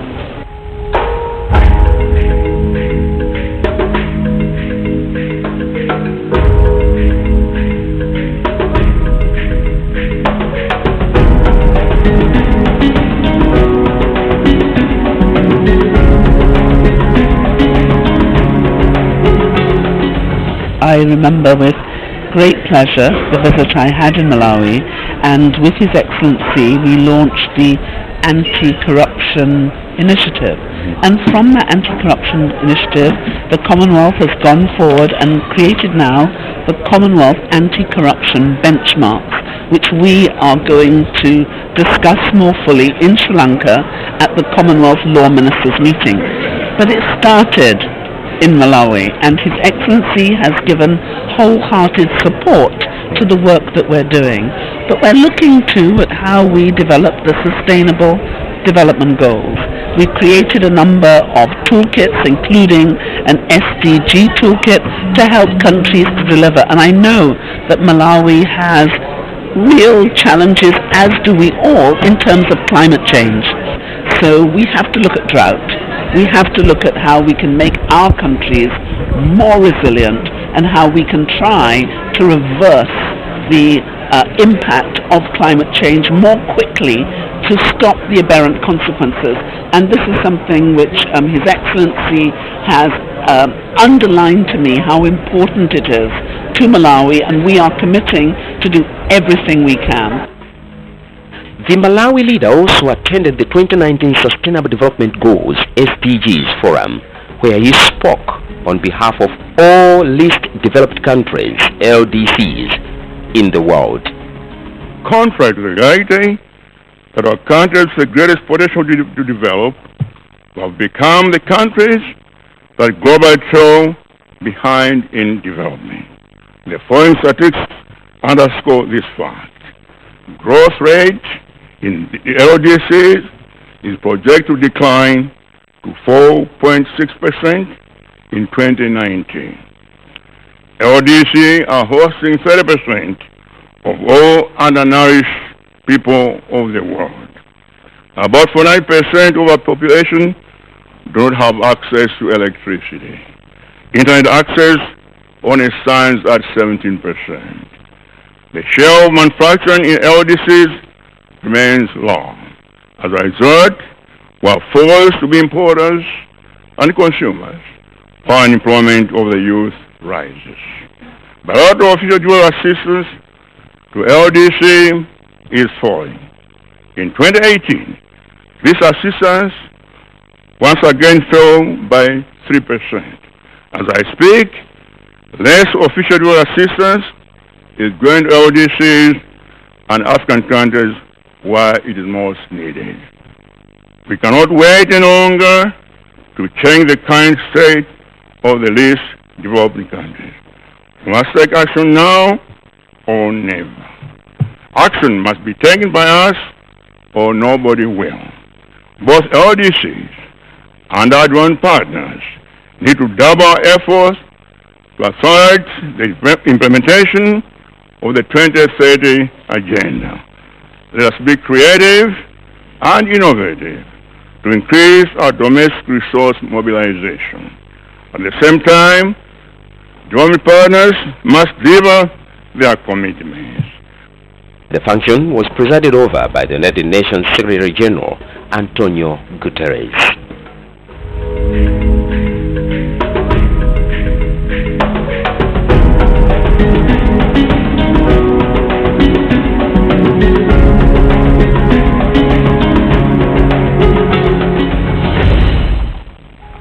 Malawi President Professor Arthur Peter Mutharika on 25th of September 2019 joined world leaders to grace the 2019 Global Business Forum at Plaza Hotel in New York on the sidelines of the 74th session of the United Nations General Assembly, UNGA. The function was aimed at bringing together global leaders to help combat the greatest current threats to global prosperity, the rise of economic and environmental instability. It was a very important meeting. As you know, it was chaired by former President George Bush, because when he was president, he's the one who actually initiated the creation of the Global Fund, and also what they call PEPFAR, the President's Intervention Aids. He actually started this. Remember, so many people dying. Before, in Malawi, 2004, the life expectancy was 37 years. It's now 65. You see, so it's helped a lot. The number of infections